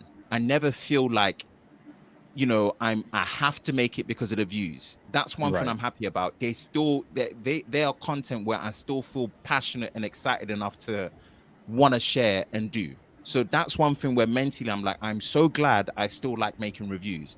I'm so glad I like to, record for 2 hours to see which phone recharges from 0 to 100%. Seems boring. It's like watching paint dry. I love that. That's me. I just speak for myself. It's timing video rendering speed tests on smartphones. Like, I mean, it's so dumb. I could do it all night. Yeah, I could do it all night. Yep. I need to know. And I'll sit there and I've got a spreadsheet and I'm ticking them off. And I need to know the differences between KineMaster and Power Director and LumaFusion. I'm with you. And when I explain it to people, and I'm like, what you guys don't understand is these things are like the drag racing of the tech world. Yeah. Drag racing is not the skill metric of how good of a driver is. It really is not. A proper full circuit Le Mans race or Formula 1 race, that's the real punishment test of how good a car is and how good a driver is, not drag racing. But guess what's more popular? Drag racing, right? Mm-hmm. It's still a fun metric of how good a driver and a car is. It just is. Is it the most accurate? No. People still enjoy it. So it's like, I'm glad that's the case. So those videos that I've put out in a short space of time have been doing equally as well as what they were doing in the past to grow the channel. So I know that, okay, that foundation is there. And then any of the new things that I've been diversifying, like all the camera content has been doing so much better than I expected for adding that in. So it's like, okay, maybe the channel isn't dead. So it's been revived, So it's a case where I've thought about it. And the only thing I'm going to branch out from the channel, and it's not because of a pressure situation, I've always wanted to do it that way, is when I start doing my car content and whatever it will be, that will definitely be on a separate channel. I always planned it that way. But anything else, I'm like, yo, I'm just going to stick to it. It seems to be working. It's look at it more from a slow burner long term, and the numbers show for it. And when you see new people that don't regularly come on a channel, like, yo, I found your channel through here, and I'm like, okay, that's reassuring. That's if you're telling me, that's a good sign. Yes, maybe the views may not look that great, but actually the subscriber retention and the engagement is good. I'll take that. That's another win. We take it and we go. Well, those unique viewers are the ones that you need to grow your channel. Yeah. And it's nice, like you said, when you see comments, and comments are always great because you get feedback. People are like, oh, I like this, or if you get ones I don't like, you don't like it. As long as it's not the trolls, it's whatever. But when you start seeing those new names pop up, it's not the same 5 or 6 people that are like, hey, great video. I'm like, appreciate those consistent commenters. We appreciate I love those people because I'm a very social person. I make these videos to help people. Yeah. I don't make it to listen to myself talk. I could do that and save myself all the editing time and just watch TV and just, talk. But I enjoy when people come back. I just got a great mental image of you just talking at your TV. Just like, anyway, I can actually kind of see that. I mean, it's sad, but it's funny. So. But when it comes to the people that come back, or it's nice when they keep coming back and they have something to offer other than like great video. Like the people that genuinely appreciate your content, those guys are great. because they're the ones that keep coming back. And you're like, you guys make me happy. I make these videos because I know that what I'm doing is reaching you and you're enjoying it. Mm-hmm. And then the other ones are the new ones that stumble across it. And then you get the, hey, this is the first time I've seen your video. Mm-hmm. And then if you catch them and they show up later and later, it's like, all right, they came here for this. I helped them and they like to come back. So being able to get unique viewers, keep regular viewers, and then turn those unique ones into, frequent flyers is great. Although I got to say, it's been one of the challenges of modern YouTube, because I feel like when I got started, being cranky old guy here, talking about YouTube, I felt it was easier to maintain an editorial style where you were beginning a conversation. And that's what drew me to YouTube. I'm hugely inspired by dudes like Mike Rowe. I don't want to sit here and try and claim expert status on all of these different topics or pretend that I know everything about everything. I started on YouTube to lead conversations, but my video was not a conclusion. My video was literally the first post in a forum. And then I would expect the comments to be replies to that in the forum. And I think that this modern incarnation of algorithmically manipulated content has really done a huge disservice to that sense of community. Mm-hmm. That's been the hardest thing to maintain. It takes the most work, weeding through comments to try and keep the tone sort of focused on more conversation and less like everyone's an armchair quarterback expert in everything and they all know what is the most popular conclusion to draw from other YouTubers. So that's the final word, is whoever had the first review out on a phone on day 0 of the embargo. And that's not fun. I mean, if that's all you really aspire to do on YouTube, why bother? Like that to me has been the saddest part of all of this is this used to be a bit more collaborative and it used to feel a bit more interactive. Yeah. And I had more fun with that. So that just makes me sad because I want to do the things that were sort of satisfying for me. I think maybe I'm experiencing that in a different way than you are now, because your channel is a lot bigger than mine. It's been around a lot longer.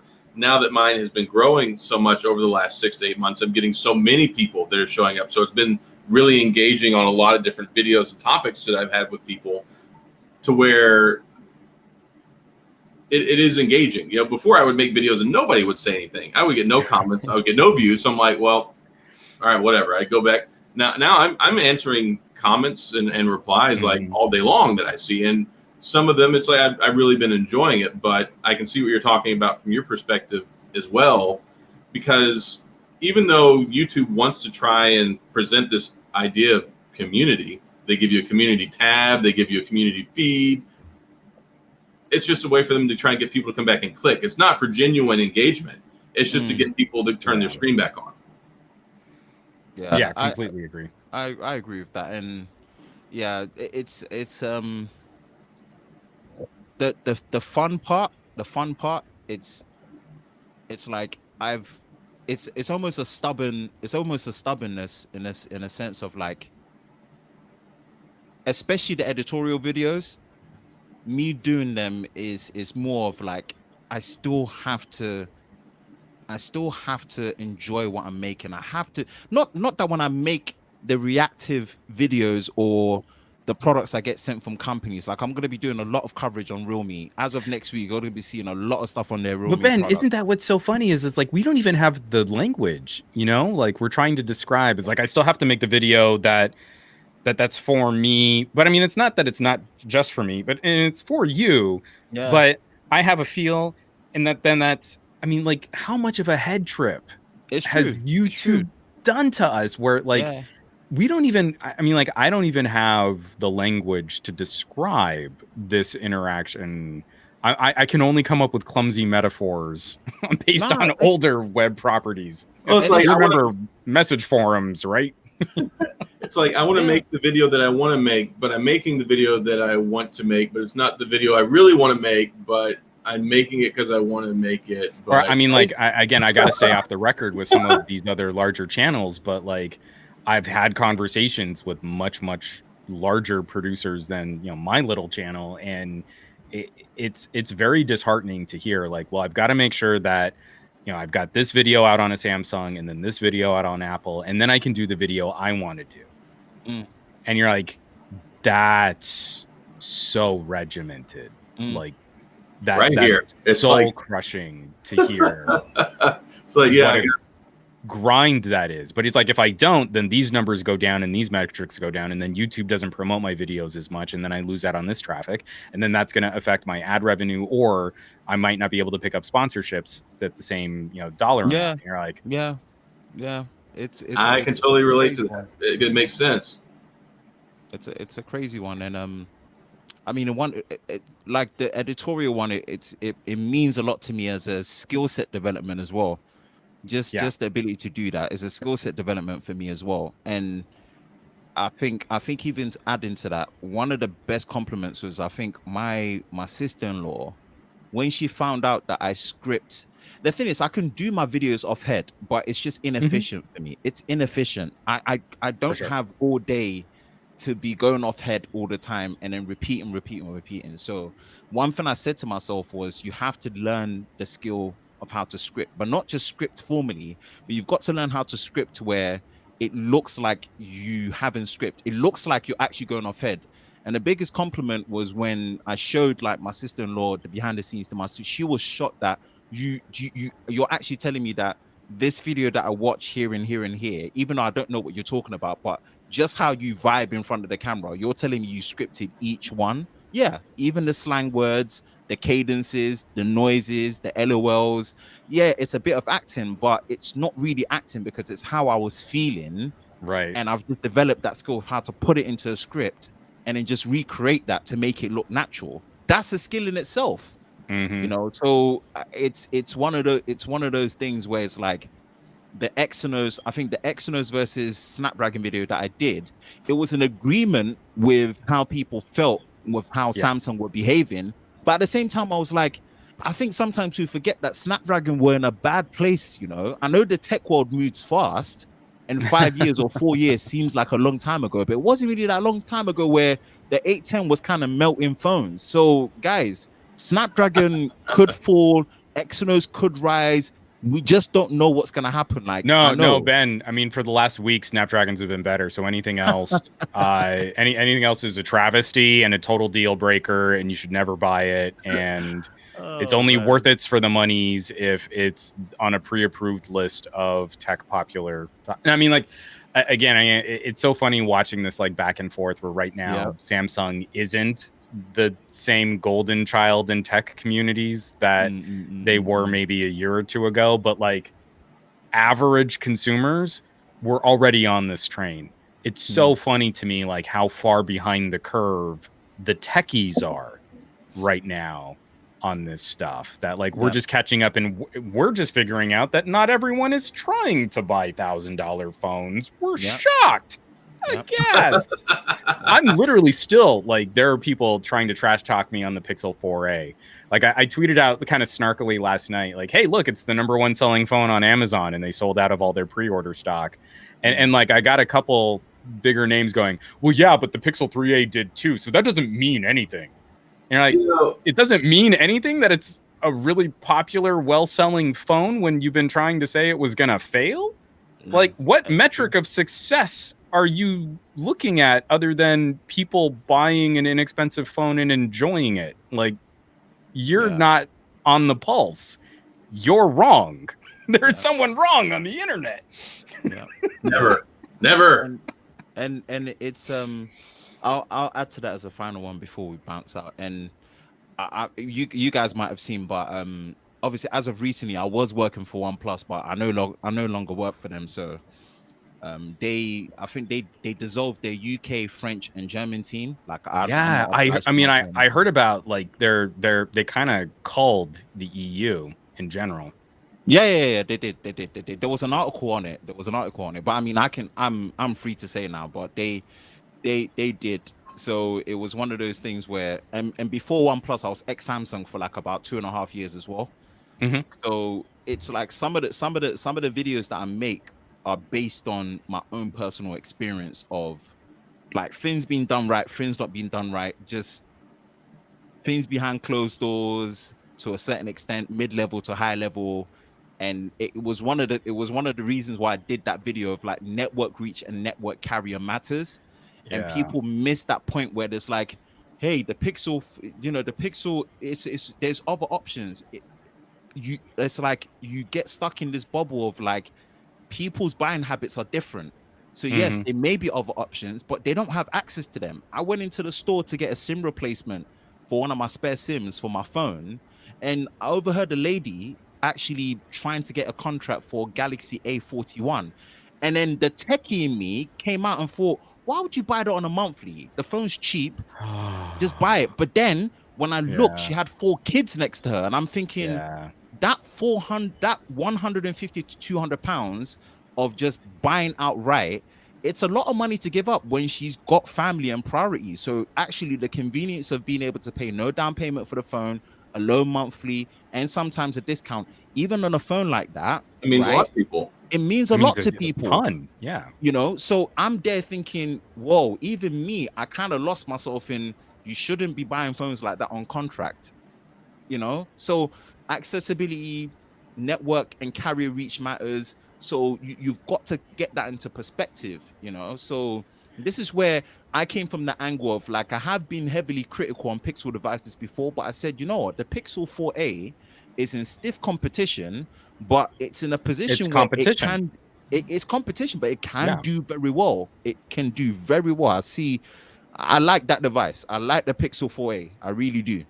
I mean, and to that same token, it's been really telling. Like, I've been trying to dig into some of these other options, like $200 cool pads and Moto E's and the Stylo 6. I am not the right target demographic for a Stylo 6, but again, you can shop it on a sale where with tax and shipping, you can get it for $150. And you're like, okay, like this can be a very patience trying phone if you're looking for horsepower, but at $150 outright, I mean, that's like 3 months of leasing a Galaxy S20 Ultra, and you'd own this phone that does a reasonably good job of streaming video and listening to music, and you can kind of do some fun things with the stylus. It's really changed up my perspective on what really should we be trying to accomplish if we're talking, this breathless protection of the average consumer. Like, average consumers are not dropping $600 on phones right now. They're definitely not dropping $1,200 on phones right now. I promise you one. Even the non-average consumers are not dropping that money cash outright. They're still doing it in a manageable way. No one is right now. No one is. Not right now. There's a lot of people that like to speak for the average consumer that have no idea what the average consumer is actually thinking or spending their money on. Exactly. I hated that terminology for a long time, but that's like you're making broad stroke generalizations. I mean, even me, I could go down the street and I could pay cash for that phone. But right now, what I know, because it's better in this world to have cash on hand, even though I feel pay for it, than it is to just, I'll pay $20 a month, and then we'll look at the world in 6 months, and then I'll pay it off. I'm looking at the world in 6 months, and I really should feel like I should be investing in gold. But the thing with the Pixel and what makes it so appealing and why I love it so much, I've been waiting for these 7 series Snapdragon processors to get in mainstream phones for a while now, because you don't have to compromise anymore. Like, if you got a $300 phone last year or a $400 phone last year, there's something that you're sacrificing on. It's like they might have put this in there that looks flashy. They might have put this in there that looks flashy. But the comprehensive experience you're getting, you can feel that it's a $300 or $400 phone. Whereas now they're getting so good with this stuff. The Pixel 4a, I could happily use this and not notice that it's not a $700 or $800 phone, just by virtue of they're finally putting really good stuff in them. They're finally getting it right with the mid-tier, lower-priced phones, where you're getting a seamless experience, and that's where you lose out on the lower-tier phones before. It was a seamless experience. At some point, something would pull you out of it. It's like watching a movie, and then all of a sudden, you see the Starbucks cup sitting on the table, or you see there's something in the scene that pulls you out of the experience, and they're finally giving you the same experience, but it's $600 less. And so I will even add that to before I go. More of a inside trade secret. So one of my position at OnePlus was the first and only national product trainer manager. So my job at OnePlus was to execute and create from scratch all the training materials for all the sales team members and the channel partners. So all the channel partners will be retailers, networks, and all the internal team literally train them. So I was privy to devices like the 8 series from maybe November or December 2019. Like I saw those prototypes, saw them, got to pretty much know the products at least a half a year before. And when those devices were being made, they were questioning us on what is missing. And the very thing that we kept saying was that you guys at OnePlus, you've forgotten how this price point in the middle is. And Apple even do. Apple do it better than us. And that I said, that's embarrassing for... I was very brutally honest, because I said, if you're not going to hear it from guys like us on the front line, you're going to miss it. And one thing I said to them is that it's not just about making a budget phone, right?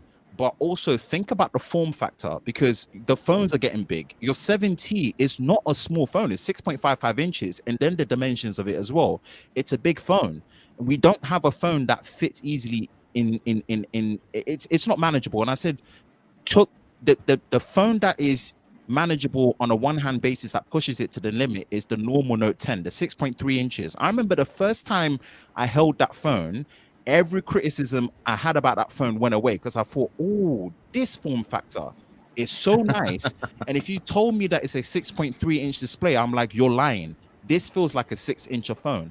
And I said, upper limit, that's what we need to do. What did they do with Nord? They made a 6.44 inch display phone. And my point was like, yeah, it's great. It comes with its advantages of a bigger display, bigger battery and all this, but it's like, it's still not a size difference enough from the 8 series, the 70, the 70 Pro and the 8 Pro. And if you look at the competition, right, you know, I've got the Realme X50, 6.57 inches. And then you've got the Nord, you know, 6.44 inches, big phones. What does Google do? They do 5.8 inches. They come in from a form factor point. And I think that's, and I keep telling people that if you look at it from spec to spec, right, fine, it doesn't look good. But I think you guys miss, because I used to be in sales for telecoms, and you do not know how many sales I used to lose when I would pitch a great phone. And the only thing they tell me is that I love everything about it, but it's just too big. And you're there thinking, why does that matter? You're trying to fight the customer, like, why does that matter? And they're like, no, it's just too big. Bigger screen is better. What's wrong with you? You're wrong. And it's like, you just don't know better. nothing you can do can convince them. They walk away, you've lost a sale, and you're there thinking like, how? And I said, you guys do not know the genius that Google did to plant themselves, right? Because they knew if they went for the same physical size and went spec for spec, that's why they don't have a 4A XL, which I think is smart. I think it's smart they didn't do that. Even against the 3A, they're shaving off that much forehead. Thank you. Which is crazy. Crazy. What I love about this phone, it's so cute. It's clean. Cute. Yep. It's clean. It fits in your hand. You don't think about it. It's not one of those things where it's like, if I pick up my iPhone 8, I'm like, all right, you feel the size, you feel the weight, you feel something. The only thing that's going to top it for me is how blissfully in love I was with the original iPhone SE. Yeah, I still think the original iPhone SE is still the best. Like, I'm running through an airport and I've got a suitcase in one hand and a backpack off one shoulder, and I still want to see something on my phone, but I don't want to put anything down, and I need to keep running to my gate. I don't know anything has bested the original iPhone SE. And the new iPhone SE is in that ballpark. The iPhone 8 was a tiny little petite phone too. But I love having some options coming back to this. Yeah, and if we can get a 5G version, that'll make me even happier. Yeah, I agree. I'm with you on that. I love the original SE because it made me a lot of money when I used to work for Vodafone UK. I'll tell you that now. Tell me, I mean, like, again, I still don't think the new iPhone SE is a price point in the right direction. Yeah. The original iPhone SE was as premium as Apple got at 2/3 the price of the iPhone 6S.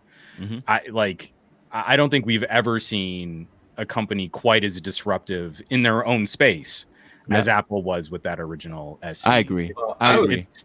It's still a champ. I had customers fighting me like I was the one holding their phones, not wanting to give them because they were back ordered for a month. No, like when I say it was such a good problem for me to have that, I just loved selling that phone because I'm thinking this phone makes too much sense, and this to an extent is what the Pixel 4a feels to me. That's me personally, and I think people have missed it because they're like, oh, it doesn't have 12 gigs of RAM like the Nord. Who cares? It's like the A95G has last 8, and I was like, no one cares. All those phones are massive. Or actually, I mean, massive. Like in Ben, I don't know about the UK, but I feel like it's probably somewhat similar. Like the iPhone SE in 2020 and the Galaxy A51 saved Samsung and Apple's asses this year. Yeah. Because it wasn't the premium phones. It was their good sort of in the middle budget range options that totally saved their quarterlies in the first half. I can back that because when I worked at Samsung, and obviously I still have friends and colleagues that still work there, they use a system called Click where we were getting real-time sales updates, and it was never the premium phones that were making us. Basically, when we got paid our bonuses every 3 months, it was not because of the premium phones. Trust me, it was those A series phones that were making us money. We saw it's not based on like I can pull up the old raw data to show it. Like I've got it. It's not a case of hearsay. Well, you probably shouldn't. I feel like there are some Samsung lawyers who might not want that disclosed. Exactly. But it's like it's trust me, that play, and this was the feedback that we were telling OnePlus that you guys are missing it, and they what they should do, without saying too much, what they should do is with Nord, they should bring out other Nord products that are going to be not like, they just need to make them smaller. It sounds cliche, but just bring out smaller versions of these phones that you're doing. Don't worry too much about making them the super powerful. Just bring out smaller ones that people can just have a range in. It will save you so that the top end can be that experimental, place where you want to put 30-watt wireless charging or electrochromatic glass that shuts off or whatever. And that we still have like another crazy year of trying to figure out how to cram millimeter wave antennas into phones where no one can use millimeter wave yet. I think that the Pixel series phones that have been doing poorly, which we just saw that yesterday that Pixel's pulling the 4 and the 4 XL. I think the failure, for lack of better words, of their normal phones is what's going to drive the success of this phone, because this phone right here is it whenever it comes to Pixel, and it's good. There's no XL to distract it. It's just like, look, here's this one uncompromising, unequivocal, unmatched phone in the Android world for $350. You're welcome. And then I agree. A couple months later, come out with a 5, and then get back on track and start really filling that space. But it's also a philosophy. If Google is going to be making this claim about being a software driven company, I don't have problems with the Pixel 4 and 4 XL. It makes sense to me in a very sort of Lexus versus Toyota kind of way.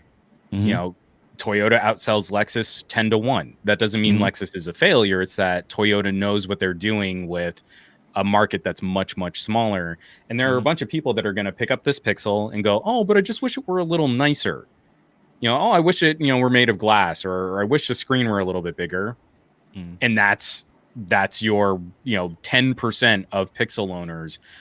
Exact same experience. They'll want how the software works. They'll want the UI. They'll want the layout. They'll want all of that. They just want it to be leather trim and like a nicer chrome bumper than like a Corolla would have.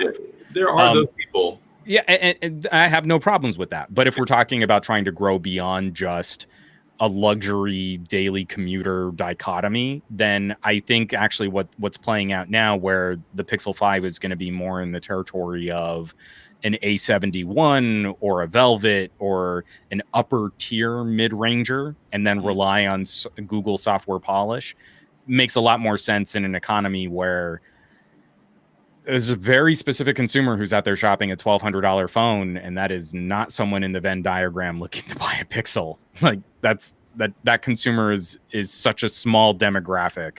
It doesn't make sense to keep trying to make those phones.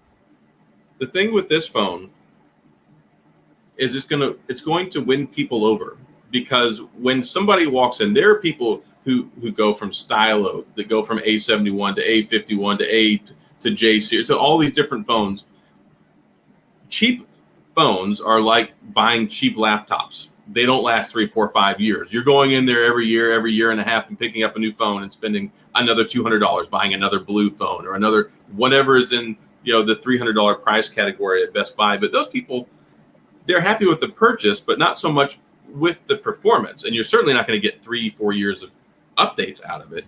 Mm-hmm. This is something that somebody can finally walk in a store, look at it, buy it for $350, and go home with the biggest smile on their face when they open it up. And that's what's going to start building that base for them. I mean, I definitely sound like a broken record, but that was my sister's experience. I put the Pixel 3a in her hand, not telling her anything about it.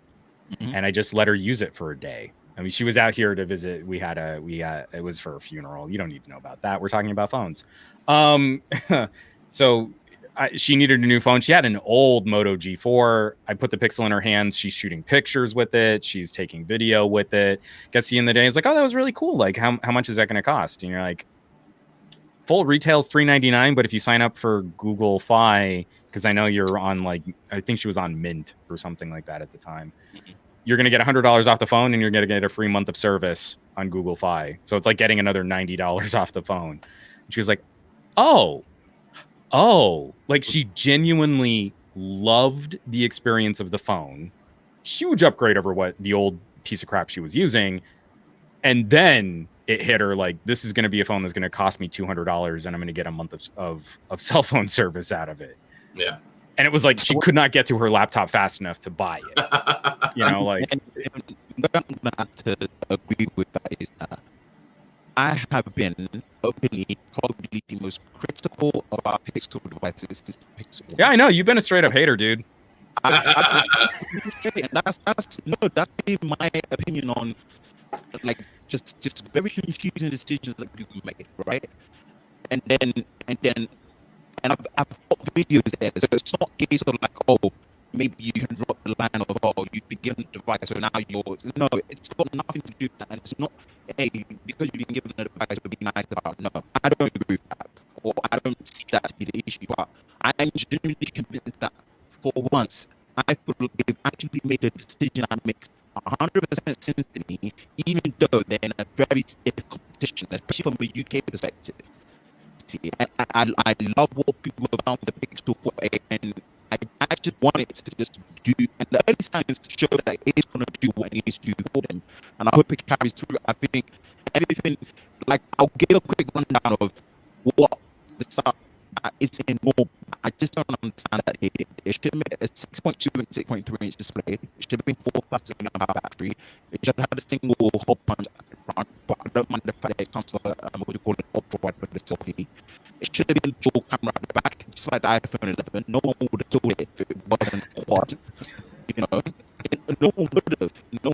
And the screw is wrong. There's no need for phone in a price bracket to have 12 gigs of RAM and 256 gigs of storage. It should have just been one single SKU at 8 gig with 256, or just 6 gig done. Simple. So yeah, we got most of that. StreamYard is messing with our audio right now. So you kind of went robot voice on us, but I did want to just to kind of clear on that right there. I think one of the things that techies also kind of lose sight of is this winner loser conversation. Like having a Nord with a crazy amount of RAM and a build and spec sheet that looks really impressive online, but there are obviously some compromises when you put the phone in your hand. You know, like you bought it online. OnePlus built it for that. That doesn't bother me. Like having a Realme in this space, TCL getting into this space with a $250 10L. What I kind of want us to all kind of get back to, and one of the things I really like about your editorials is I feel you do a very good job of this, is like just different pros and cons doesn't mean deal breakers. Yeah. And if Google is taking this place seriously, OnePlus fans should be excited about that. Yeah, I agree. You know, you're not going to go and buy a Pixel 4a. It's going to make your Nord 2 so much more competitive if Google does well this year in this fight. And that to me is what's most encouraging. Like, I'm talking to a lot of family and friends, and some are doing better than others, but some are really hurting out there. And while they're really hurting, they are relying on tech like never before. Yeah, true. And if I can take them to a phone that's reasonably priced, like, hey, you're in iPhone land, push pause on getting that iPhone 11 Pro and get an SE. I'm just this year, flip it next year if you're doing better and finances have gotten better. But right now, and you need this phone, you're going to be so much happier not taking the hit to your wallet right now. Having more of those options just helps this it makes this conversation so much more human. It does. And of course,